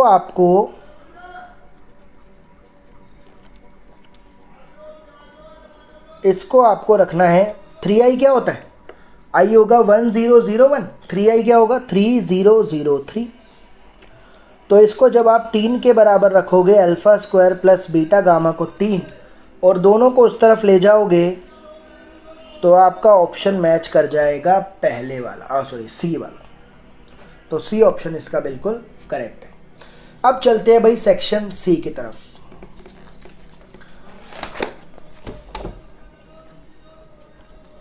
इस सेक्शन में आपके टोटल 10 क्वेश्चन है, करने हैं 8 अटेम्प्ट और एक इसमें है केस स्टडी। केस स्टडी बहुत ही बेहतरीन बनाई है सीबीएसई वालों ने और उम्मीद करते हैं बोर्ड में भी कुछ ऐसी ही केस स्टडी आपको देखने को मिलेगी। तो इस क्वेश्चन में क्या बोल रहा है? सबसे पहले 5 क्वेश्चन तो वही है एमसीक्यू। तो देखिए अब इस क्वेश्चन में बोल रहा है for an objective function z is equals to ax plus by। तो आपके सामने एक ऑब्जेक्टिव फंक्शन है वेयर, यहाँ पर बोल रहे हैं a और b दोनों ही 0 से बड़े हैं। तो corner points of the feasible reason determine by set of constraint. तो लीनियर इनइक्वालिटी से फीजिबल रीजन के जो कॉर्नर पॉइंट्स है ना वो इन्होंने बता दिए पहले से ही। आपको ना ग्राफ बनाने की ज़रूरत है ना कॉर्नर पॉइंट्स निकालने की ज़रूरत है, उसने आपको ये बता दिया। तो बोल रहा है कंडीशन बताओ ऑन ए एंड बी, ए और बी पर क्या कंडीशन लगेगी सच दैट जो मैक्सिमम है z का ये इन दोनों पॉइंट्स पर अकर हुआ। ए और बी पर क्या कंडीशन लगाएं कि मैक्सिमम अकर हो जाए इन दोनों पॉइंट्स पर। देखो भाई, तो सबसे पहले मान लो मैक्सिमम अकर हुआ 30,30 पर, तो ये क्या हो जाएगा 30x plus 30a plus 30b और 040 पर भी कर देते हैं तो मैक्सिमम अकर हुआ, तो ये तो 0 हो जाएगा और ये हो जाएगा 40b, यानी कि 40b यहाँ से आ गया। तो भाई इन दोनों पर मैक्सिमम वैल्यू आ रही है, यानी कि z तो दोनों का सेम हुआ ना। तो 30a plus 30b is equals to 40b। 30b को उधर ले जाओ तो ये हो जाएगा 40 माइनस 30 10b। तो 3a इक्वल टू b, यानी कि b minus 3a equal to. तो जब आप b में से 3a माइनस करोगे, ये कंडीशन जब लगाओगे आप, तो मैक्सिमम अकर होगा इन दोनों पॉइंट्स पर, ऑप्शन है ए। ठीक है भाई इन दोनों पर मैक्सिमम अकर हो रहा है तो ये वैल्यू तो मैक्सिमम यानी कि सेम हो गई ना, तो इन दोनों को बराबर कर दो, आ गया आपका आंसर। 42 पर आ जाओ। 42 में बोल रहा है कि for which value of m is the line a tangent to the curve. तो ये एक कर्व है और ये एक लाइन है। बोल रहा है किस पॉइंट पर m की किस वैल्यू पर ये इस पर टेंजेंट बन जाएगी, है ना भाई। ये टेंजेंट इस पर एक पॉइंट पर ही तो बनेगी, तो मुझे बताना है ये लाइन इस पर टेंजेंट होगी, m की वैल्यू बताओ। अब देखो भाई होता क्या है, ये मान लीजिए कर्व है, ये पॉइंट है, मान लीजिए ये टेंजेंट है y equal to mx plus 1। ऐसी मैंने एक रफ फिगर बनाई है, ये कोई रियल फिगर नहीं है ना, इस ग्राफ की फिगर नहीं है। तो भाई मुझे बताना है m की वैल्यू जिस पर ये इस कर्व पर हो जाएगी टेंजेंट। तो आप क्या करो, y की वैल्यू सीधा यहाँ लगा दो, mx प्लस 1 का whole square equal to 4x। ठीक है भाई, तो ये क्या हो जाएगा हमारा a square m square x square plus 2mx plus 1 equal to 4x। 4x को इधर ले जाओ, m square x square plus 2mx minus 4x plus 1 equal to 0। m square x square plus 2m minus 4 x common ले लिया plus 1 equal to 0। ये quadratic बन गई m में, बन गई कि नहीं? ये क्वाड्रेटिक बन चुकी है m में। अब क्योंकि ध्यान से समझना ये वाली बात। बोल टेंजेंट जो है ये एक ही पॉइंट पर डाली गई है, मतलब m की वैल्यू एक ही तो होगी। भाई क्वाड्रेटिक इक्वेशन में आप बता सकते हो एक वैल्यू कब आती है। मान लो एक क्वाड्रेटिक इक्वेशन है, अगर आपको x की एक ही वैल्यू चाहिए, मतलब 2,2 ऐसे, मतलब रूट्स बराबर चाहिए, तो आपको याद होगा d को करना पड़ता है 0, b² माइनस 4ac। अगर 0 आ जाए तो फिर एक ही वैल्यू पर, मतलब कि सेम वैल्यू आ जाती है x की। बात समझ में आई? ये क्वाड्रेटिक इक्वेशन है, अगर आपको x की एक वैल्यू चाहिए, इक्वल वैल्यू चाहिए, तो d 0 होगा। मुझे इसमें m की एक वैल्यू चाहिए, तो इसमें d क्या कर दो 0, b² माइनस 4ac क्या कर दो 0। b कितना है ये पूरा 2m माइनस 4 का, a कितना है m², c कितना है 1, तो 2m माइनस 4 का whole square is equal to 4m²। तो 2m माइनस 4 का होल स्क्वायर 2m का होल स्क्वायर, पावर सेम है 2m माइनस 4। एक मिनट, अब देखिए अगर आप इसको इस तरीके से करते हो तो यहाँ पर यार 2m ही कट गया, आप कहोगे m ही नहीं निकला, तो इसका मतलब ये गलत अप्रोच है। इस तरीके से आप नहीं कर सकते। ठीक है भाई, मैंने क्या बोला, आंसर आपका नहीं आ रहा है तो आपकी अप्रोच गलत है, क्वेश्चन गलत नहीं है। आप क्या करो, इसमें a माइनस बी का होल स्क्वायर लगाओ, तो ये क्या हो जाएगा 4m² प्लस 16 माइनस का 2 2 जा 4 4 जा 16m minus 4m² equal to 0। तो ये गया 16 इक्वल टू 16m 1 हो गया m, तो m की वैल्यू क्या आएगी 1। तो ऑप्शन बी एकदम करेक्ट है। Question number 43। अब देखो भाई 43 में बोल रहा है इसकी मैक्सिमम वैल्यू बताओ, 0 से 1 इंटरवल है, यानी कि ये एब्सोल्यूट मैक्स एब्सोल्यूट मिन का क्वेश्चन है। तो x माइनस 1 प्लस 1 की पावर 1/3, इस इंटरवल पर मुझे इसकी मैक्सिमम वैल्यू बतानी है। तो भाई ये भी बुक का क्वेश्चन है, आंसर है 1, जिसने करा होगा डायरेक्ट टिक करेगा वो। तो इसका डेरिवेटिव निकालते हैं भाई, क्या होगा, पावर आगे पावर में एक कम और फिर बेस का दोबारा, इसको लिख लूँ x² माइनस x प्लस 1, तो इसका डेरिवेटिव क्या होगा 2x माइनस 1। तो f' क्या आ गया 2x माइनस 1 ऊपर 3x x माइनस 1 प्लस 1 की पावर ये हो जाएगा 2/3। ये नेगेटिव 2/3 था ना, तो मैंने पॉजिटिव करने के लिए नीचे ले आया। f' को जब 0 रखा तो ये तो 0 हो जाएगा, x की वैल्यू आ जाएगी हाफ। तो मुझे मैक्सिमम वैल्यू निकालनी है ना, तो फंक्शन की वैल्यू निकालो 0 पर, हाफ पर, 1 पर। देख लो किस पर मैक्सिमम अकर हो रहा है। जब मैंने 0 पर निकाली, यहाँ पे 0 रखा, तो ये तो 0 रखा तो ये पूरा ख़त्म। 1 की पावर 1/3 1 होता है, तो 0 पर आ रहा है 1। अब जब मैंने हाफ रखा तो ये क्या हो जाएगा, half minus 1 plus 1, half minus 1 plus 1 की पावर, तो ये जगह माइनस हाफ माइनस 1/4 प्लस 1 की पावर 1/3, तो ये जगह 4, 3/4 की पावर 1/3। देखो भाई 3/4 होता है 0.75, 0.75 का क्यूब रूट और छोटा हो जाएगा, तो 1 से तो छोटा ही है। और 1 पर अगर निकालोगे तो 1 माइनस 1 0, 1 की पावर 1/3, तो मैक्सिमम वैल्यू कितनी है 1 ही है, जो कि 0 और 1 पर आ रही है। ये ऑप्शन होगा। ठीक है भाई, तो जिसने बुक करी है वो डायरेक्ट कर सकता है। 44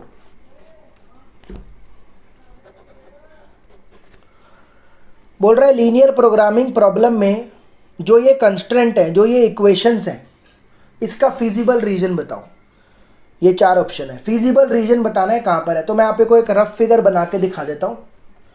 इक्वेशन है x minus 3y greater than equal to 0, y greater than equal to 0, और x लाई कर रहा है 0 से 3 के बीच में। मैं आपको एक रफ फिगर बना के दिखा देता हूँ। पहले इसके पॉइंट्स निकालो, x minus 3y equal to 0, x equal to 3y। तो पॉइंट्स होगा इसका, एक तो 0 0 और y को 1 रखा तो x को 3, इसका तो सिंपल ही होता है, ये भी ऐसे ही हो जाएगा। तो इसका ग्राफ बनाते हैं भाई। 0 0 और 3 1, 1 2 3 4, 1 2 3 4, इस तरीके से बना लेते हैं। तो 0 0 और 3 1, तो ये लाइन एक तो बन गई ऐसे। अब इसका सॉल्यूशन मुझे देखना है नीचे की तरफ है कि ऊपर की तरफ है। इसके सॉल्यूशंस नीचे होंगे या ऊपर होंगे, तो मैंने क्या करा, इस लाइन पर चेक करने के लिए यहाँ पर पॉइंट पुट करते हैं ना, तो लाइन पर जो पॉइंट है वो नहीं पुट करते, तो ओरिजिन लाइन के ऊपर आ रहा है वो नहीं पुट करेंगे। तो मैं ये वाला पॉइंट पुट कर रहा हूँ 3,0, तो 3 पुट करा, तो 3 आ रहा है ग्रेटर देन इक्वल टू 0, मतलब ट्रू है। 3 0 से बड़ा होता है, ट्रू है। तो ये वाला पॉइंट पुट करा है, तो लाइन कहाँ पे आएंगी, इसकी तरफ।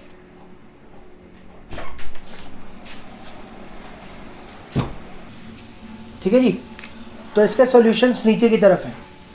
अब y greater then 0, y positive कहाँ पर होता है भाई, ऊपर की तरफ। तो इसके सॉल्यूशंस ये रहे। और बोल रहा है x की लाई कर रहा है 0 से 3 के बीच में, तो ये वाला सारा पोर्शन क्या हो जाएगा, तो आपको दिख गया होगा, ये रहा इसका फीजिबल रीजन। तो फिजिबल रीजन का है फर्स्ट क्वाड्रेंट में, और वो भी बाउंडेड है। तो इसका आंसर क्या होगा, बाउंडेड है इन द फर्स्ट क्वाड्रेंट। ठीक है जी। Question number 45। देखो ये भी बुक का क्वेश्चन है, जिसने करा होगा डायरेक्ट 2 to 4 टिक करेगा। ठीक है भाई, जो बुक से आ रखे हैं मैंने आपको बताए। बोल रहा है इसका डिटर्मिनेंट निकालो, अल्फा की वैल्यू 0 से 2 पाई के बीच में लाई कर रहे हैं। तो आप क्या करो, इसका डिटर्मिनेंट सॉल्व कर दो, प्लस माइनस प्लस। तो पहले 1 लिखेंगे, ये वाला रो ये वाला कॉलम गया, 1 sine alpha minus sine alpha 1। फिर उसके बाद माइनस साइन अल्फा लिखो, ये वाला रो ये वाला कॉलम गया, minus sine alpha minus 1 sine alpha 1। और फिर प्लस 1 लिखेंगे, ये वाला रो ये वाला कॉलम गया, minus sine alpha 1 minus 1 minus sine alpha. तो भाई 1 ये हो गया, 1 1 ज़ा 1 minus minus sine square alpha, तो ये प्लस हो जाएगा। और यहाँ पर ये माइनस साइन अल्फा, फिर माइनस ये माइनस साइन अल्फा प्लस हो जाएगा। ये हो जाएगा साइन स्क्वायर अल्फा प्लस का -1, तो +1 हो जाएगा। ये तो मर गया, ये 0 हो गया। 1 plus sine square alpha 1 plus sine square alpha, तो ये हो गया 2 times 1 plus sine square alpha. अब इसमें बोल रहा है अल्फा जो है ये 0 से 2 पाई के बीच में है ना। देखो भाई, साइन का मैक्सिमम वैल्यू होती है 1, मिनिमम होती है -1। ये आपको याद रखना पड़ेगा ट्रिगो में। साइन मैक्सिमम जाता है 1 तक, -1 मिनिमम। लेकिन साइन का जो स्क्वायर है वो मैक्सिमम जाता है 1 तक, मिनिमम जाता है 0 तक, क्योंकि स्क्वायर कभी नेगेटिव होता ही नहीं है। तो साइन -1 to 1 होगा, लेकिन स्क्वायर 0 to 1 होगा। तो सब में क्या करो, +1 कर दो सारी तरफ, इधर भी इधर भी इधर भी। तो ये हो जाएगा 1 प्लस साइन स्क्वायर अल्फा 2। फिर सबको 2 से मल्टीप्लाई कर दो, 2 1 प्लस साइन स्क्वायर अल्फा 4। तो डिटर्मिनेंट का जो आंसर है ना, ये डिटर्मिनेंट ही तो बन गया। इसका आंसर 2 से 4 के बीच में है, मतलब 2 से 4। तो आंसर क्या होगा देखो, तो जिसको आता होगा वो डायरेक्ट टिक करेगा इसको। लास्ट आता है भाई हमारा क्वेश्चन, लास्ट के 5 क्वेश्चंस। अब ये एक केस स्टडी आ रखी है भाई, ठीक है भाई। तो केस स्टडी को भी आपको बहुत ध्यान से पढ़ना है। इसमें एक ट्रेन की फ़ोटो बनी हुई है, वो मैं आपको दिखा देता हूँ साइड में। ये ट्रेन बनी हुई है, इसका कोई वैसे लॉजिक नहीं है, कोई इसका कोई यूज़ नहीं है इस क्वेश्चन के अंदर, लेकिन देख लो भाई ट्रेन, कोई बात नहीं। तो केस स्टडी क्या है, 5 क्वेश्चन है, 4 करने हैं आपको, लेकिन मैं आपको 5 सॉल्व करवाऊँगा। इसमें बोल रहे हैं the fuel cost per hour for running a train. एक ट्रेन को रन करने के लिए पर आवर जो फ्यूल की कॉस्ट है वो प्रोपोर्शनल है किसके, स्क्वायर ऑफ द स्पीड के। फ्यूल कॉस्ट जो है पर आवर की, 1 घंटे की जो फ्यूल कॉस्ट है वो किसके प्रोपोर्शनल है? जो ट्रेन की स्पीड है उसके स्क्वायर के। 1 घंटे में जो ट्रेन की स्पीड होती है उसके स्क्वायर के प्रोपोर्शनल है फ्यूल की कॉस्ट। मतलब जितना तेज ट्रेन चलेगी 1 घंटे में उतना फ्यूल ज़्यादा लगेगा, ये कहने का मतलब है। बोल रहा है if the fuel cost 48 rupees per hour at speed 16 kilometre per hour. अगर ट्रेन 16 किलोमीटर पर आवर की स्पीड से चलती है तो 1 घंटे में 48 रुपये का 48 रुपीज़ का फ्यूल लग जाता है। And fix charges to run the train amount to ₹1200 per our. 1 घंटे में ट्रेन का जो फिक्स चार्ज है चलाने का, 1 घंटा अगर ट्रेन चली जो फिक्स चार्ज है वो 1200 रुपये बैठता है। तो बोल रहा है आप ट्रेन की स्पीड को 20 किलोमीटर पर आवर मान लो और इन्फॉर्मेशन पर बेस्ड इन क्वेश्चंस के आंसर्स करने हैं आपको। ठीक है भाई, समझ में आ गई बात? 1 घंटे का अगर ट्रेन 16 किलोमीटर पर आवर से चलती है तो 1 घंटे में 48 रुपीज़ लगते हैं और फिक्स चार्जेस जो है वो 1200 रुपये पर आवर है। ठीक है भाई, तो कैसे करेंगे अब देखो एक एक क्वेश्चन करके। 46, ट्रेन की स्पीड v मानी गई है, ट्रेन की स्पीड को 20 किलोमीटर पर आवर माना गया। बोल रहा है given that the fuel cost per hour is k times the square of the speed. जो फ्यूल कॉस्ट है वो स्पीड के स्क्वायर के k टाइम्स है। जो फ्यूल कॉस्ट है वो k टाइम्स है स्क्वायर ऑफ द स्पीड के। तो बोल रहा है जो ट्रेन जनरेट कर रही है, तो k की वैल्यू बताओ। अब सुनो भाई, स्पीड जब 16 है तो फ्यूल का प्राइस कितना है? 48 रुपीज़। तो कॉस्ट लग रही है 48 रुपीज़ जब स्पीड है 16। तो यहाँ से क्या आ जाएगा आपका? तो 48 अपॉन में 16 का स्क्वायर होता है 256। काटोगे इसको तो आंसर आएगा 3/16। डी ऑप्शन करेक्ट है। ठीक है भाई, समझ में आ गया आपको? जब भाई स्पीड 16 है तो फ्यूल का कॉस्ट कितना है? 48 है ना। तो स्पीड जब 16 है तो फ्यूल की कॉस्ट है 48, के आ गया 3/60। आगे पढ़ते 47। बोल रहा है if the train has travelled a distance of 500 kilometre. अब ट्रेन 500 किलोमीटर चल चुकी है, ट्रेन जो है वो 500 किलोमीटर चल चुकी है। तो total cost of running the train बताना है फंक्शन के द्वारा। अब टोटल कॉस्ट बतानी है रनिंग की। देखो भाई, टोटल कॉस्ट की अगर बात करें ट्रेन की तो उसमें क्या, एक तो फ्यूल की कॉस्ट है, सुनो ध्यान से, एक फ्यूल की कॉस्ट है और एक फिक्स चार्जेस है, ऐसे ही तो है भाई। टोटल कॉस्ट अगर आपको बतानी है तो एक फ्यूल की कॉस्ट है और एक फिक्स चार्जेस है। फ्यूल की कॉस्ट प्रोपोर्शनल है यानी कि kv² है, ये फ्यूल की कॉस्ट है भाई, ये फ्यूल के बारे में बात कर रहा हूँ। फ्यूल की कॉस्ट क्या है? Per hour c is equals to kv²। और फिक्स चार्जेस कितना है? 1200 रुपये पर आवर के। ठीक है भाई, अगर फिक्स चार्जेस की बात करें, मान लो टी आवर जो है रनिंग टाइम है ट्रेन का, पर आवर 1200 रुपये लग रहे हैं और टी आवर तक मान लो ट्रेन चली, तो फिक्स चार्जेस कितने हो गए? 1200 टी हो गए कि नहीं भाई? 1 घंटे के 1200 रुपये हैं तो टी आवर के कितने लगे? 1200 टी। ऐसे ही यहाँ पर आप फ्यूल कॉस्ट पर आ जाओ। 1 घंटे का kv² है तो टी आवर का कितना हो गया? kv² T. तो टोटल कॉस्ट कितनी आ गई? एक तो kv² टी प्लस 1200 टी। लेकिन आंसर तो ये थोड़ी है, आंसर तो v में लाना है मेरे को।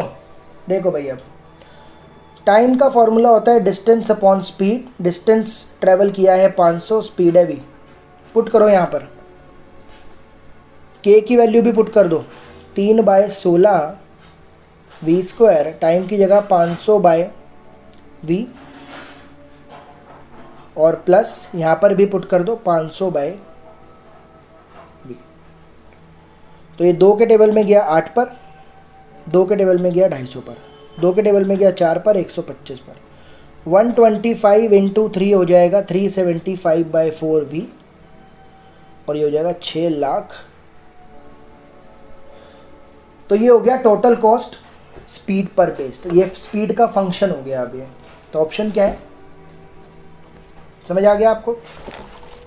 48 पर आ जाओ। बोल रहे हैं most economical speed to run the train. अगर आपको ट्रेन को रन करना है तो मोस्ट इकोनॉमिकल स्पीड क्या होगी, मतलब एक ऐसी स्पीड जिसमें खर्चा कम हो, कॉस्ट मिनिमम हो। देखो भाई, टोटल कॉस्ट अभी हमने निकाली 374/v, 6 लाख। आपको निकालना है मोस्ट इकोनॉमिकल स्पीड, ऐसी स्पीड जिस पर कॉस्ट हो जाए मिनिमम।